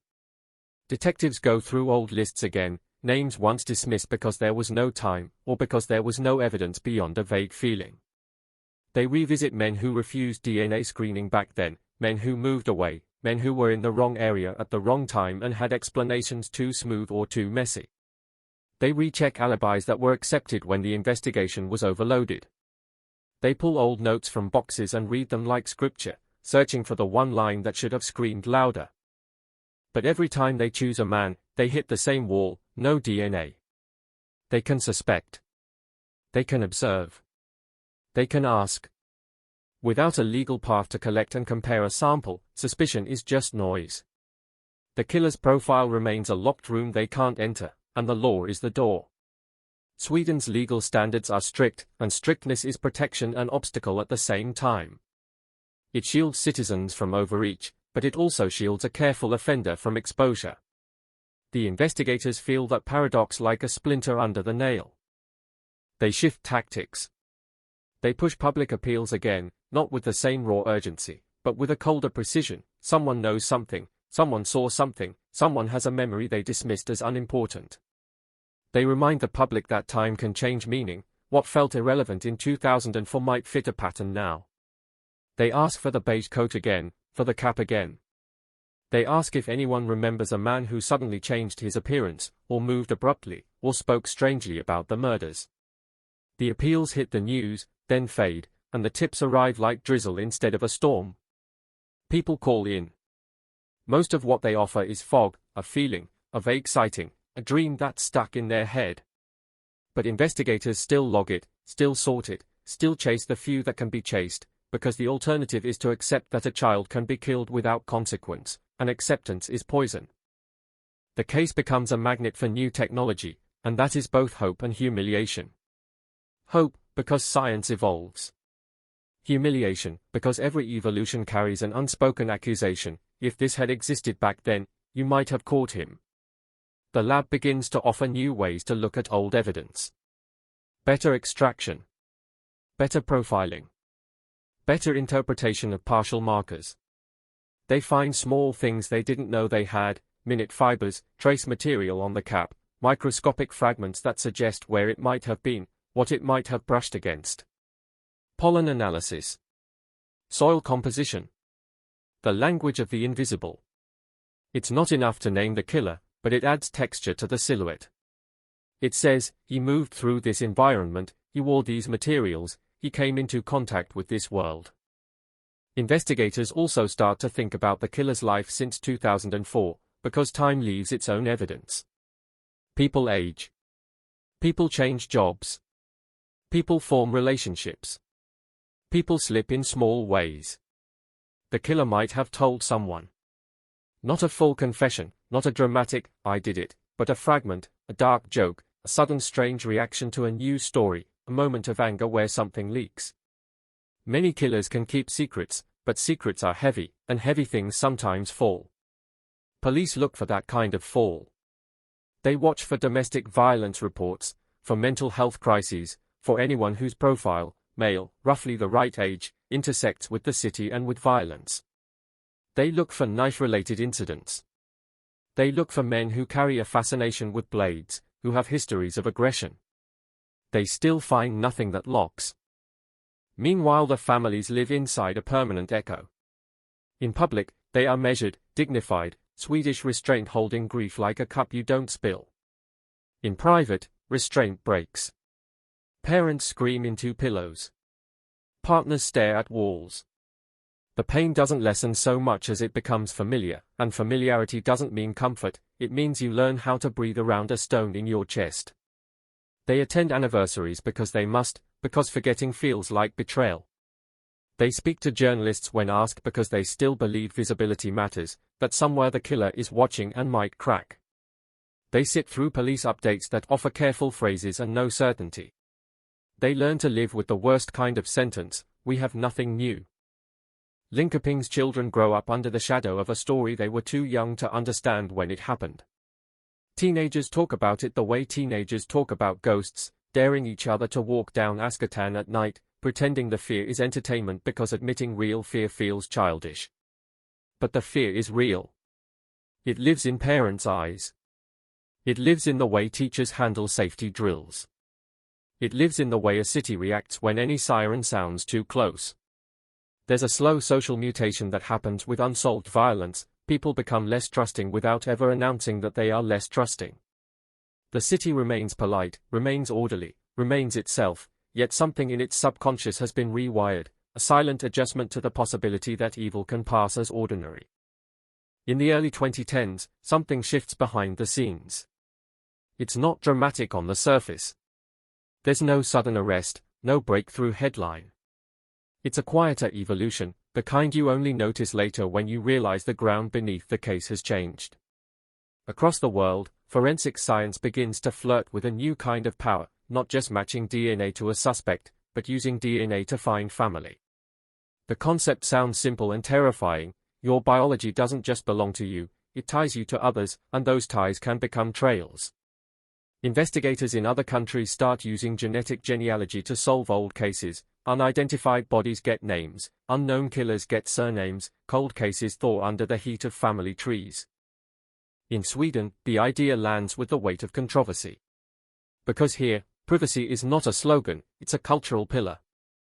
People don't want the state peering into bloodlines. They don't want their relatives' DNA becoming a police tool. The debate is immediate and sharp, and it doesn't happen in sensational bursts. It happens in committees, in legal memos, in careful public conversations that hide passion under formal language. Investigators watch this debate like starving people watching a locked pantry. They can see the solution sitting there in theory, but theory is not permission, and permission is everything. The Linkoping case becomes a candidate for this new approach because it has what so many cold cases don't, high-quality DNA believed to belong to the perpetrator. The question becomes, can they legally use it in a way that stretches beyond traditional databases? Can they compare it against genealogical data? Can they build a family network and narrow down the man who walked away? The investigators who have carried the case for years feel an unfamiliar sensation creeping in, something like anticipation, something like fear. Because if this works, it will tear the mask off someone in their midst, someone who has lived among them. And if it fails, it will be another promise broken. There are meetings you don't see, rooms the public never enters. Prosecutors, police leaders, legal experts. They talk about proportionality, about necessity, about rights. They talk about the horror of the crime, the fact that a child was killed, the fact that it remains unsolved, the fact that conventional methods exhausted themselves. They weigh the ethical cost of genetic searching against the moral cost of leaving a killer unnamed. These aren't cinematic moments. There is no thunder. There is just the sound of pages turning, pens tapping, the quiet friction of law against desperation. And while that friction grinds, the killer continues to age. He becomes harder to spot in memories. The face witnesses described becomes less useful. The base coat is long gone. The cap might be dust in a landfill. He may have gained weight. He may have lost hair. He may have moved, or stayed, or traveled. He may have settled into a pattern so stable it looks harmless. That's the cruel part about time, it blurs the human image but leaves the DNA sharp. The killer's biology remains the same. His life camouflage thickens. The investigators hold onto the evidence like it's a living witness. They keep it pristine. They keep chain of custody perfect. Because if the day comes when they are allowed to use genetic genealogy, any mistake, any contamination, any missing signature could destroy the one path they have left. They treat the DNA profile like a fragile candle in a drafty room. They protect it. They wait. Waiting is not passive, not here. Waiting is pressure. Waiting is the feeling of a clock ticking under your skin. Every new year means the killer has gotten away with it for another year. Every new year means witnesses' memories have faded further. Every new year means the chance of confession, voluntary or accidental, shrinks. But every new year also means technology inches forward, the legal landscape shifts, the impossible becomes less impossible. The case lives suspended between those forces, stretched like a wire. And then, in quiet conversations, officers begin saying something they rarely say aloud in front of cameras: the future might finally be able to name him. Not because someone will suddenly remember a face. Not because he will suddenly confess. But because his bloodline, the unbreakable mathematics of genetics, might betray him. The thought is both satisfying and unsettling. It suggests justice can come from a place beyond human choice. It suggests the killer's own body has been carrying the evidence all along, stitched into every cell. Linkoping doesn't feel that shift yet. The city still sees an unsolved nightmare. It still sees the empty space where an arrest should be. It still sees two victims and a faceless perpetrator. The street still looks ordinary most days, and that ordinariness is part of the horror, life continuing where life once stopped. But under the ordinary, inside sealed evidence bags and legal drafts and laboratory protocols, something begins to move, slow as winter sunlight, inevitable as frost. The case isn't solved. Not yet. It's not even close in the way people imagine closeness.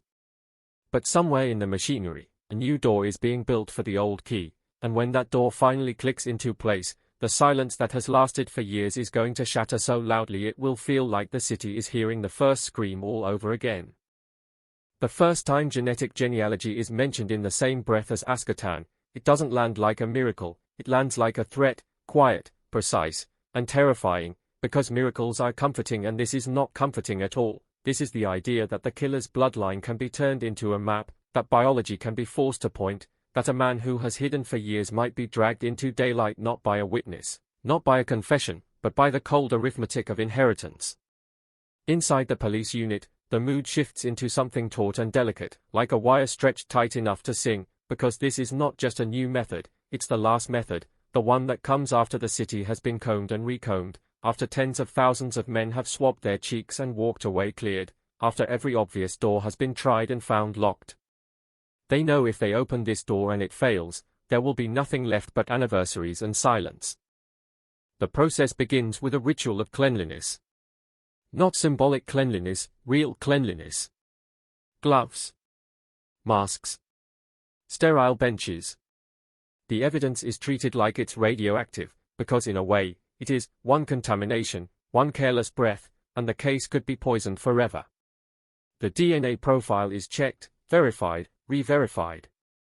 Analysts confirm what the investigators have always believed: this is a strong sample, not a smudge, not a partial whisper, but a full profile that can carry weight. That confirmation doesn't bring relief so much as it sharpens the stakes. If this doesn't work, it won't be because the DNA was weak. It will be because the killer is still buried under layers of legal and social protection that science can't cut through. Outside the unit, the debate simmers. Sweden is a country that trusts systems and fears overreach, and those instincts collide here, hard. The idea of using genealogical databases, sometimes built for harmless reasons like tracing ancestry or identifying relatives, to hunt a killer unsettles people. It feels like turning family history into a police weapon. It feels like a future where privacy is porous. But the counterweight is brutal: an 8-year-old boy stabbed to death on a street, a woman killed trying to help, and a killer who has lived unpunished for years. In meeting rooms, officials choose words carefully, because every word can become a precedent. They talk about exceptional cases. They talk about proportionality. They talk about safeguards. And the investigators listen like men holding their breath underwater. When the permission finally comes, narrow, conditional, wrapped in rules, it doesn't come with fanfare. There's no triumphant announcement, no flashing headline that says, "New tech to catch killer." It comes like paperwork. It comes like a green light in a corridor that has been dark for too long. The unit moves immediately, because hesitation is the enemy of momentum, and momentum is all that keeps cold cases from freezing solid. They send the DNA data where it needs to go, into systems that can compare genetic markers not just for direct matches but for relationships, cousin, second cousin, half-uncle, distant branch. The concept is simple and monstrous. You don't have to find the killer, you can find someone who shares part of his blood, and then you can walk the branches back until the tree points to one trunk. It's not magic, but it feels like it, the way it turns the human body into evidence against itself. And then comes the first hit, not the killer's name, not even close, but a whisper of kinship. A partial match. A connection. Someone out there, unknown to the investigators, shares DNA with the perpetrator. The moment that information arrives, the air in the room changes. People sit up straighter. Coffee goes cold untouched. It's the first time in years the case has moved forward in a way that feels like progress instead of motion. The investigators stare at the numbers, the percentages, the predicted relationship range, and they feel something close to vertigo. Because now the killer is not a ghost. He is connected. He exists inside a family network, inside a set of names and births and marriages and addresses. The killer has roots. Roots can be traced. But tracing is slow. Tracing is tedious. Tracing is dangerous, because a wrong turn can lead to an innocent person being watched, a family being ripped open by suspicion, a case being contaminated by premature confidence. They build the family tree the way you build a bomb, carefully, methodically, where that one mistake can blow everything apart. Records are pulled, birth registries, marriage documents, migration data. Sweden's bureaucracy is precise, and precision becomes a weapon now. Analysts and investigators cross-reference names, dates, locations. They identify the relatives corresponding to the partial match. They look for the intersection point where the killer must exist, male, the right age range, present in Linköping in 2004 or connected to it. The tree branches and branches until it becomes a forest, and the forest hides the man they need. There's a moment, late at night, when an investigator leans back and realizes what they are doing in human terms. They are turning a family into a hunt. They are taking ordinary lives, people who have done nothing wrong, people who go to work and raise kids and pay taxes, and placing them on a map that leads to a murderer. It is necessary. It is ethically jagged. It is the kind of policing that leaves you with a moral aftertaste you can't rinse away. But the image of Mohammed Amayui, 8 years old, school bag, morning light, doesn't allow comfort. The image of Annalena falling on the street doesn't allow hesitation. The case demands a cost. The only question is who pays it. As the family tree tightens, the list of potential suspects begins to shrink. Not to one, not yet, but to a handful. They look at the men, not their faces first but their lives. Where were they in 2004? What jobs did they have? What schools? What addresses? What travel patterns? They search for any link to Linköping. A job posting. A relative living there. A record of residence. The case starts to feel like it's narrowing, like the walls are moving in, and with that sensation comes a new fear. What if the killer realizes it too? Because killers aren't always clueless. They follow the news. They sense pressure. Some even enjoy it. And if the killer has survived this long, he may be the kind of person who watches for danger. The unit becomes more careful. They limit information leaks. They keep the circle tight. They know one wrong headline could spook the wrong man into disappearing again, and this time, he might vanish forever. They begin surveillance, quiet, legal, discreet, on selected targets. Not dramatic tailing with trench coats. Modern surveillance, check-ins, pattern analysis, cross-referencing schedules, watching from a distance that looks like coincidence. They look for the subtle signs of a man carrying a secret. They look for nervousness around police cars, sudden changes in routine, an obsessive interest in the case. But the problem with guilt is that it doesn't always show, and the problem with innocence is that it can look like guilt under pressure. A man who avoids eye contact might be hiding a murder, or he might simply hate being watched. A man who drinks too much might be numbing guilt, or he might be numbing loneliness. Investigators cannot afford romantic assumptions. They need proof. Proof means DNA comparison. And DNA comparison means a sample from the suspect. But they can't just kick indoors and swap cheeks on a hunch. They need a legal path, and the legal path often runs through the garbage can, through the cigarette butt, through the coffee cup left behind after a meeting.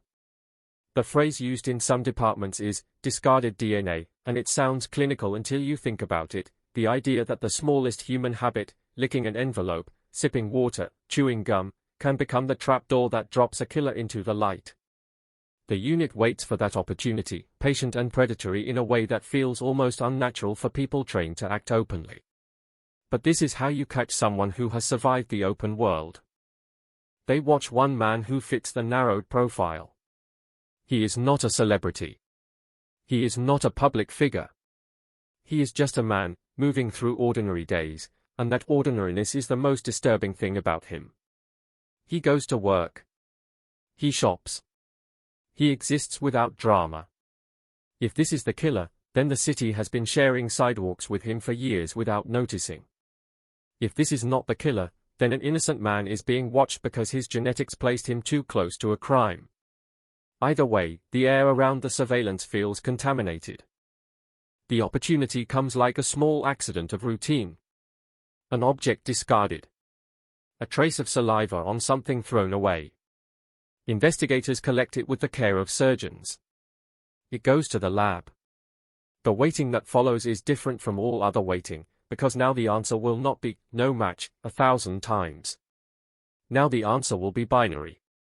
Either this man's DNA is the same as the DNA from Ascatan, or it is not. Either the years collapse into resolution, or the whole tree must be rewalked in silence. In the lab, technicians do what they have done countless times, yet this time every pipette movement feels like it carries the weight of a city. The sample is processed. The profile is generated. It is compared. The computer doesn't care about grief or ethics. It runs the numbers. It aligns the markers. It decides. And for a moment, the entire case balances on something smaller than a grain of sand. When the result comes back, it hits like a door slamming in a quiet house. Match. A direct match. Not a cousin. Not a partial. The same DNA profile that was found at the scene in 2004. The killer is not unknown anymore. He is a man with a name, a birthday, a life history. The room goes silent because even the investigators who have wanted this for years are not ready for how heavy it feels when the ghost becomes flesh. Some feel triumph and immediately hate themselves for feeling it. Some feel relief and immediately feel sick. Some feel rage so clean it's almost calm. They look at the printout, and it feels like they are looking at the murderer's face for the first time, even though it's just numbers, just letters. The killer has been hiding inside those letters the whole time. But there is no celebration. Not yet. A match is proof, but a case needs a story that can survive court, can survive scrutiny, can survive the defense's knives.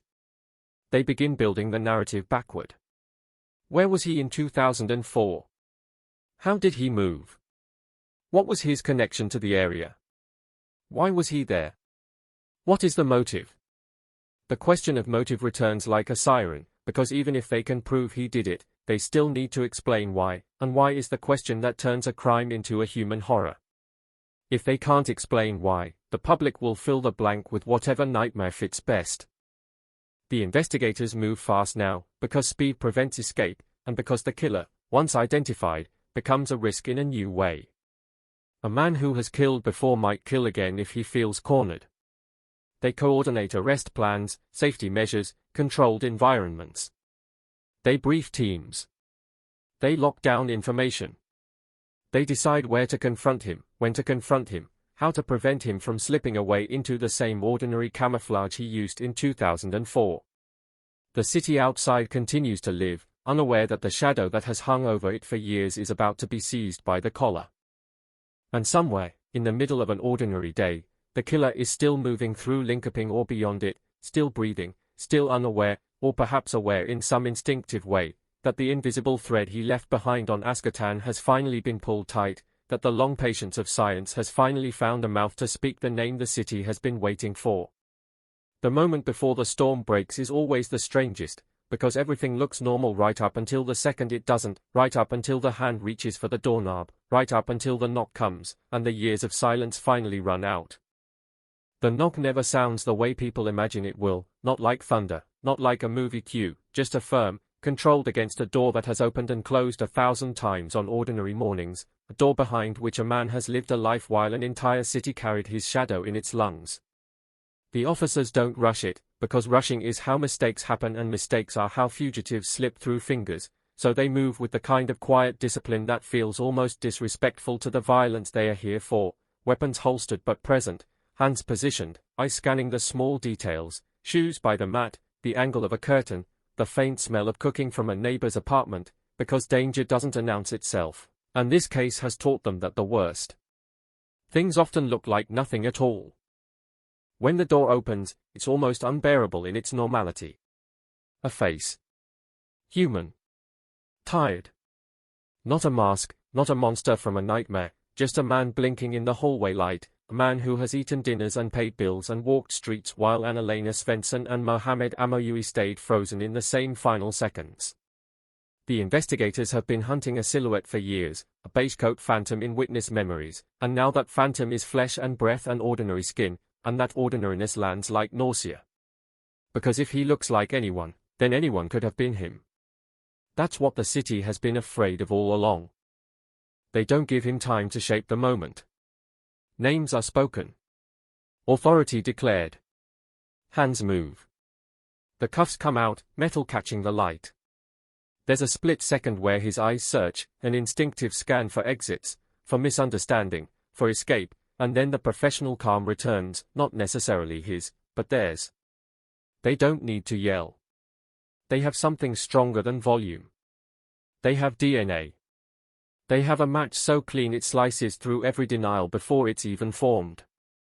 He tries anyway, because people always try. A question. A confused tone. The performance of surprise. But the officers have listened to years of performances from the guilty and the frightened and the innocent who look guilty under pressure, and they can hear the difference between shock and calculation in the pauses between words. They guide him out, not dragging, not dramatic, just firm, as if he's being escorted to sign paperwork. The neighbors don't know what's happening yet. Curtains twitch. A door cracks open. A face appears, curious, unaware of the history, stepping onto the stairwell. Down on the street, a car waits.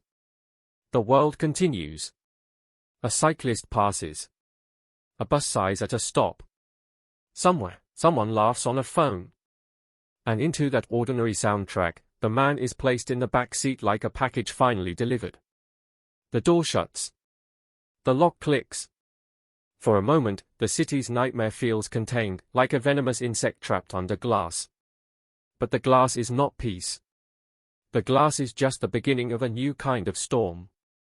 In the station, time becomes clinical. Fingerprints. Photos. Paperwork. The rituals of modern justice. He sits under harsh light, and in that light you can see small details the silhouette never had, the texture of his hair, the dryness of his lips, the twitch of a finger against a table edge. Investigators watch him with a strange hunger, not the hunger for violence, but the hunger for explanation, for the missing piece that can make the horror make sense. They've waited years to ask him questions, and now that they can, the questions feel too big for the room. They don't start with the knife. They don't start with the boy. They start with routine, because routine is how you build a cage without the suspect noticing. Name. Date of birth. Address. Work. Where were you living in 2004? Where were you on October 19th? At first his answers are smooth, practiced, the kind of smoothness that comes from having rehearsed a life that avoids the past. He says he doesn't remember. He says it was a long time ago. He says he was at home. He says he was elsewhere. He offers fog. Fog is what the guilty love. Fog delays the moment the blade appears on the table between them. Then the investigators bring out the science. Not theatrically. Not slamming a file down. Just sliding the paper forward like a receipt for something purchased long ago and now due. The DNA profile. The comparison. The match. Numbers and letters that don't care about his stories. He looks at it, and something changes, maybe a tightening around the eyes, maybe the way his breathing shifts, maybe the fraction of a second too long before he speaks again. It's the moment the mask realizes it has been seen. He tries to fight it with language. He says it must be a mistake. He says contamination. He says he never hurt anyone. He says he doesn't know those names. He says he's never been on that street. The investigators let him talk, because people reveal themselves when they try to escape. Every denial is data. Every phrasing is a thread. They ask him about linkuping. About roots. About where he used to walk. About whether he owned a knife. About whether he had a beige coat. About whether he wore a cap. He shrugs. He says lots of people have coats. Lots of people have caps. The banality is weaponized, the same banality that let him hide. And there it is, the chilling mirror of 2004, the calm. Even now, with the walls closing in, he doesn't erupt the way the public wants him to erupt. He doesn't perform the cinematic breakdown. He holds himself. That composure, in this context, is not strength, it's a clue. It's the same composure witnesses described when he walked away from the bodies like he was leaving a shop. The investigators feel the hairs on their arms rise, not from superstition, from recognition. This is the walk, translated into speech. This is the same engine. But DNA alone doesn't tell a story. DNA is the anchor, not the ship.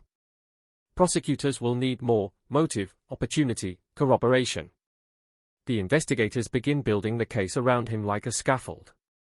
They go back through his life history with new eyes. Addresses in 2004. Employment records. Social ties. Phone logs, if they exist that far back. Travel history. Anything that places him in linkuping at the right time. They review old witness statements and compare them to his physical attributes then. Height. Build. Gait. They examine whether he had injuries after the murders, whether he sought medical care, whether he disappeared for a few days, whether anyone noticed something off. Every detail becomes a potential nail in the coffin. Then the past starts to behave differently, because now the past has a name attached to it. People who were once irrelevant suddenly become witnesses. Someone remembers a strange comment. Someone remembers a man who showed up late to work that week, pale, quiet. Someone remembers a neighbor washing clothes obsessively. Someone remembers a mood shift, a sudden intensity in the eyes, a fascination with news reports. Memory is dangerous, it reshapes itself under new information, but investigators know how to handle it. They corroborate. They cross-check. They look for independent points of contact. They avoid building a fantasy. They build a case that can stand in a courtroom, where fantasies get torn apart by defense counsel with sharp smiles. The city learns in fragments at first, as these things always leak. A rumor on a train. A sentence overheard in a cafe. A local journalist making calls. Then an official announcement comes, and it hits linkuping like a delayed explosion. The words are simple, but their impact is physical. An arrest has been made. The 2004 double stabbing has a suspect. The killer's DNA has been matched. For a moment, people don't cheer. They just freeze. Some cry. Some go quiet. Some feel relief so intense it turns into dizziness. And underneath relief, something darker rises, the realization that the man was not a myth. He was real. He had a life. He walked among them. The families received the news not as a headline but as a seismic shift. The body knows before the mind catches up, hands shaking, stomach turning, a sudden rush of heat behind the eyes. After years of being told, no match, after years of anniversaries and candles and questions that fell into silence, someone is finally saying, "We found him." But finding him doesn't bring the dead back. It doesn't rewind that morning. It doesn't erase the images. It just changes the shape of the pain. Now the pain has a target. Now there's a face to hate, a name to spit into the dark. That can be a kind of relief, but it can also be a fresh wound, because it forces the mind to hold the killer and the victims in the same frame, and that frame is unbearable. The suspect is kept in custody. Interrogations continue. Sometimes he talks. Sometimes he doesn't. Sometimes he offers scraps, half answers, evasions, the kind of statements designed to control how he is seen. The investigators keep their tone steady. They don't need his confession to believe he did it. They need his confession to understand why. Why pick that street? Why pick a child? Why strike a woman who tried to help? Without why, the case will close legally, but the city will still carry an unanswered question like a splinter in the mind. The investigators push for motive, not because the law always requires it, but because the human heart does. He gives them little. Or he gives them something that feels like nothing. Maybe he frames it as an impulse. Maybe he frames it as anger without direction. Maybe he frames it as a day where something snapped. Those explanations are not explanations, they are fog with different wording. The investigators hear it and understand the truth might be uglier than any motive, because the ugliest truth is that sometimes violence doesn't come from a grand reason. Sometimes it comes from a person who can do it, and that's enough. That idea is terrifying because it offers no lesson, no prevention, no comforting narrative. It just says, human beings can be this. As the case moves toward court, the machinery of justice begins its slow turn, and slow is its nature. Charges are formalized. Evidence is disclosed. Legal arguments sharpen. The defense begins its work, because defense doesn't exist to comfort the public, it exists to test the state's claims, and this case will be tested hard. They will question the genealogy method. They will question legality. They will question contamination. They will question chain of custody. They will question whether the DNA could have arrived at the scene another way, a bizarre alternative reality where science is wrong and coincidence is perfect. Prosecutors prepare for this with grim focus. They know the DNA is powerful, but power must be framed, explained, defended. One crack in procedure can turn certainty into doubt. In the public, debates ignite like sparks in dry paper. Some people celebrate genetic genealogy as a triumph of modern justice, proof that time cannot protect a killer forever. Others feel unease, wondering what it means for privacy, for the boundary between personal data and state power. The case becomes not only a murder case but a cultural moment, a question about how far society should go to solve the worst crimes. It's hard to have that debate cleanly when the victims include a child. The child makes everything emotionally asymmetrical. The child makes restraint feel like cruelty. And yet the law is built on restraint, even when restraint feels unbearable. On Ascatan, the pavement is the same as ever, but now it carries a different kind of tension. People walk there and feel a strange pull, as if the street itself is waiting. The story has changed from unknown killer to identified suspect, but it's not over. Identified doesn't mean explained. Arrested doesn't mean understood. The city is holding its breath again, but this time the breath tastes different, less fear, more anticipation, more rage, more need. People want to see him. They want him to look like the monster they imagined. They want to believe the evil was visible all along. And the cruelest truth is that when they finally see him, on screens, in court sketches, in blurred photos, they won't see horns. They'll see a man. And in that moment, Linkoping will have to confront the most disturbing lesson of all: the killer was never a creature from outside the community. He was never a shadow from the woods. He was always just a person, made of the same plain material as everyone else, walking away calmly because he believed he could, because for years he was right, and now, finally, the invisible thread he left behind has tightened into a noose of evidence that doesn't care how calmly he breathes, doesn't care how ordinary his face looks, doesn't care how many years he has lived in the space between question and answer, because the story has moved past the hunt and into the reckoning, and reckoning is when the past stops being a memory and becomes a weight dropped onto the present with a sound the whole city can hear. The courtroom air is never neutral, it's always charged with the weight of what people want to hear, what they fear they might hear, what they've waited years to hear, and in Linkoping that air feels thicker than usual, dense with the kind of expectation that can turn a single syllable into a spark. Outside, the city looks calm, winter light on concrete, commuters moving like clockwork, but inside, every breath tastes like metal, because the past is finally stepping into a room where it can't hide behind unanswered questions anymore. The man sits at the center of it, and the first shock is how small the moment looks from a distance, a chair, a table, a human body in plain clothing, guarded, contained, while the memory of Ascatan still feels enormous, still feels like it should require something larger than this to hold it. People lean forward, not because they can't hear, but because leaning is a way of pulling the truth closer, as if posture can shorten years. Cameras aren't allowed to feast the way cameras want to feast, so the public is fed through sketches and careful reports, through words that filter the scene down to something digestible, and yet nothing about this is digestible. A child and a woman were cut down in daylight.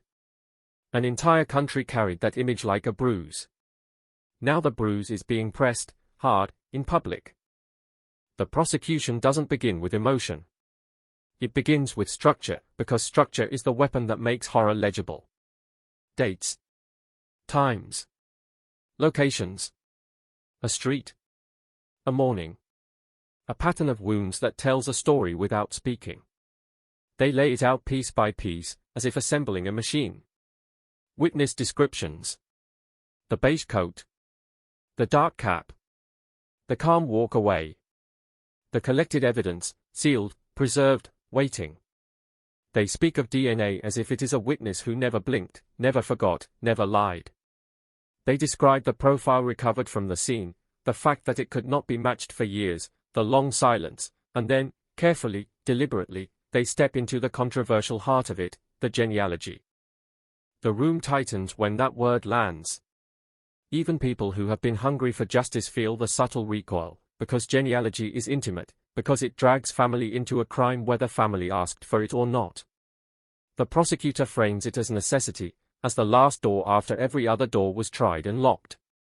He speaks of legal permission, of safeguards, of proportionality, and he does it with the calm of someone who understands that a jury, if it exists in this setting, or judges will be watching not just the conclusion but the method. The defense is already sharpening its knives in silence. Everyone knows it. Everyone can feel the impending clash between a new kind of science and an old kind of doubt. Then the defense rises and does what defense is built to do, it takes certainty and tries to make it wobble. They don't have to prove innocence in the way the public thinks. They only have to carve enough space for doubt to breathe. They question the genealogy approach like it's a stain. They suggest overreach. They suggest a slippery slope. They suggest that private genetic data was turned into a hunting tool, and if that can happen here, it can happen anywhere. They talk about privacy because privacy is a language the law respects, even when grief is screaming in the hallway outside. They attack the chain. They ask how the DNA was handled in 2004. Who touched it? How it was stored. How it was preserved. They ask about contamination because contamination is the ghost that haunts every forensic case. They ask whether the sample could have been transferred innocently, whether the suspect's DNA could have arrived at the scene without the suspect being the killer. It sounds absurd when said plainly, but absurdity is not the defense's enemy. Their enemy is certainty. They are not trying to offer a better story, they are trying to fracture the story the state is offering. The prosecution responds with cold precision. They explain protocols. They explain storage. They explain why the profile was strong, why it was consistent, why it was recovered in a context that points to the perpetrator, not to random contamination. They bring in experts, lab people with steady voices and careful phrasing, who explained that DNA doesn't float into existence like dust in the sunbeam, that DNA has pathways, and those pathways matter. They explain the statistical weight of a direct match, the impossibility of coincidence at that level. They use numbers because numbers don't cry, and in court, crying is easy to dismiss but numbers are harder to cut. Still, the defense keeps probing, because probing is how doubt is fed. They imply that the method used to identify the suspect, building a family tree from genetic data, creates investigative tunnel vision. Once police had a name, did they start seeing everything through that name? Did witnesses' memories shift under the gravitational pull of an arrest? Did old details get retrofitted to fit a new suspect? It's a dangerous question because it's not entirely fantasy. Memory does bend. People do reshape recollections unconsciously. The defense doesn't need to prove it happened, they just need the possibility to exist in the room.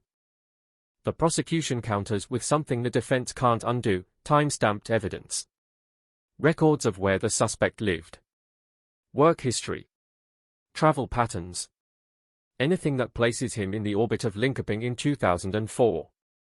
The case begins to reveal its deeper architecture, and it's not just DNA. It's the way the suspect's life intersects with the city at the right angle, the way routes and addresses and opportunities form a geometry that starts to look less like chance and more like design. And then, like a blade sliding into the conversation, the cap returns. The physical object.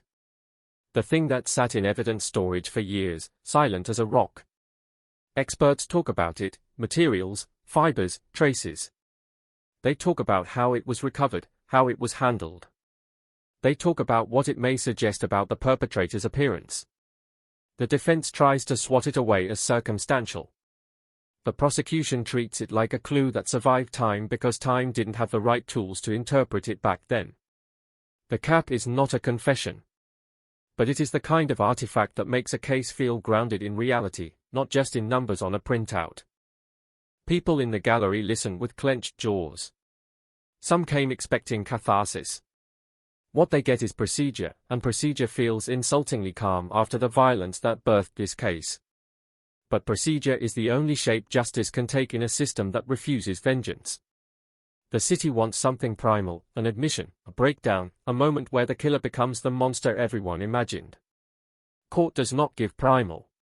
Court gives structure. Court gives the slow tightening of a net. As days pass, the suspect's face becomes a familiar image in the public mind, not because it is striking but because repetition makes any face significant. People scrutinize photos, sketches, descriptions. They look for something in his eyes that will explain how a person could do what was done. They won't find it. The most disturbing realization is that you can't always see violence in someone's features. Violence is not always written on the skin. Sometimes it's hidden in habits, in private rooms, in moments nobody else witnesses. The suspect's behavior becomes a story too. He sits. He listens. He sometimes looks down, sometimes straight ahead. His expression doesn't give the public what it wants. That becomes its own outrage. People want remorse, or rage, or at least a crack. They want a visible marker that separates him from them. Instead, they get a human being holding himself together, and that is the kind of normality that makes the whole room feel haunted. Because if he can sit there like that, if he can be contained and quiet, then the calm walk away in 2004 makes sense in a sickening way. The calm wasn't a moment. It was a trait. The prosecutors attempt to touch motive, carefully, because motive is the slippery floor everyone can fall on. They acknowledge what the investigation has always struggled with, the absence of a personal link. They explore possible psychological explanations, patterns of behavior, the possibility of an impulsive eruption. The defense pounces, because psychological explanation is not proof, and in court, proof is everything. The state must be careful not to overreach, not to paint a story too vivid to support. The public wants the why, like a thirsty person wants water. The law might never provide it. That gap becomes a wound all over again. Outside the courtroom, the city vibrates with divided emotion. Relief and anger in the same body. The relief of finally having a name, and the anger that it took so long. People talk about genetic genealogy like it's either salvation or menace. Some say this is what justice looks like in the modern world, science outlasting lies. Others say it's a door that once open can never be closed, that one killer caught this way will justify 1,000 invasions later. Both sides speak with conviction. Both sides have a point. The case is so horrific it makes boundaries blur. The question becomes, what should society sacrifice to put a murderer in a cell? What is a fair price for certainty? For the families, the debate feels like an insult, because for them the price was paid in blood, long ago, and the currency of privacy feels abstract when you have buried a child. They sit with lawyers, with victim advocates, with people who offer comfort that can't reach the core. They hear the suspect's name repeated in formal language, and each repetition is a needle. They see a human being accused of destroying their lives, and the human being looks like a person you might pass on the street. That contrast is a cruelty all its own. There are moments, in the courthouse corridors, when the two worlds brush close, the world of procedure and the world of grief. A father's shoulders shaking as he stands near a vending machine. A mother staring into space as if she's watching October 2004 play on an invisible screen. A reporter whispering into a phone, trying to turn tragedy into copy. A police officer who worked the early days, older now, eyes tired, standing with arms crossed and a jaw clenched so tight it looks painful. You can feel the years in the posture of the people who have carried this. The suspect's defense team continues to do its job, and the job is ruthless. They question reliability of witness memory. They point out that initial descriptions were broad. They highlight that the beige coat and cap could belong to countless men. They argue that without motive, the narrative is incomplete. They hint that the state is leaning too heavily on DNA, that the case has become a science case rather than a human case. They try to make the jury or judges see a single crack, and in that crack they try to pour doubt until it spreads like ink in water. But the prosecution has its anchor. The DNA match is not vague. It is not suggestive. It is direct. They show, again and again, that the suspect's genetic profile aligns with the crime scene profile with a force that is difficult to deny. They explain the improbability of another unrelated person matching. They show how the DNA was obtained from discarded material under legal procedure, how the comparison was done, how the results were confirmed. They treat the science like a wall. The defense keeps hitting it, hoping for a weak point. The wall holds. As the proceedings advance, Linkoping begins to experience something it hasn't felt in years, the sense that the case is moving toward an ending. Not an emotional ending, not a healing ending, but a legal ending, the kind that closes files and triggers sentences. That sense is unsettling. Some people realize they don't actually know how to live without the question. The question has been part of the city's identity for so long that removing it feels like removing a tooth, relief mixed with strange emptiness. Others feel a surge of anger that grows sharper as the end approaches, because an ending means confronting the full reality. This happened, it was real, and no verdict can undo it. On Ascatan, people still walk, still bike, still live, but they do it with the knowledge that the man who once walked away calmly is now seated in a court, and that knowledge changes the air. It feels like the city is watching a replay with new subtitles. Every old memory of, what if, begins to collapse into, it was him. That collapse doesn't bring peace. It brings a new kind of shock. The shock that the killer had a name all along, a name that could have been on a mailbox, on a work schedule, on a neighbor's lips in casual conversation. The case, once a ghost story, becomes a mirror. A mirror that reflects a society's limits, what police could do, what they couldn't, what science could offer, what law would allow, what time would erase, what time would preserve. And in that mirror, the most unsettling reflection is always the same: the killer did not vanish into myth.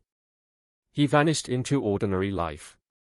He stood in the same light as everyone else, wore the same winter clothes, took the same streets, and for years, the city had no way of seeing him for what he was. Now he is seen, and seeing doesn't feel like victory.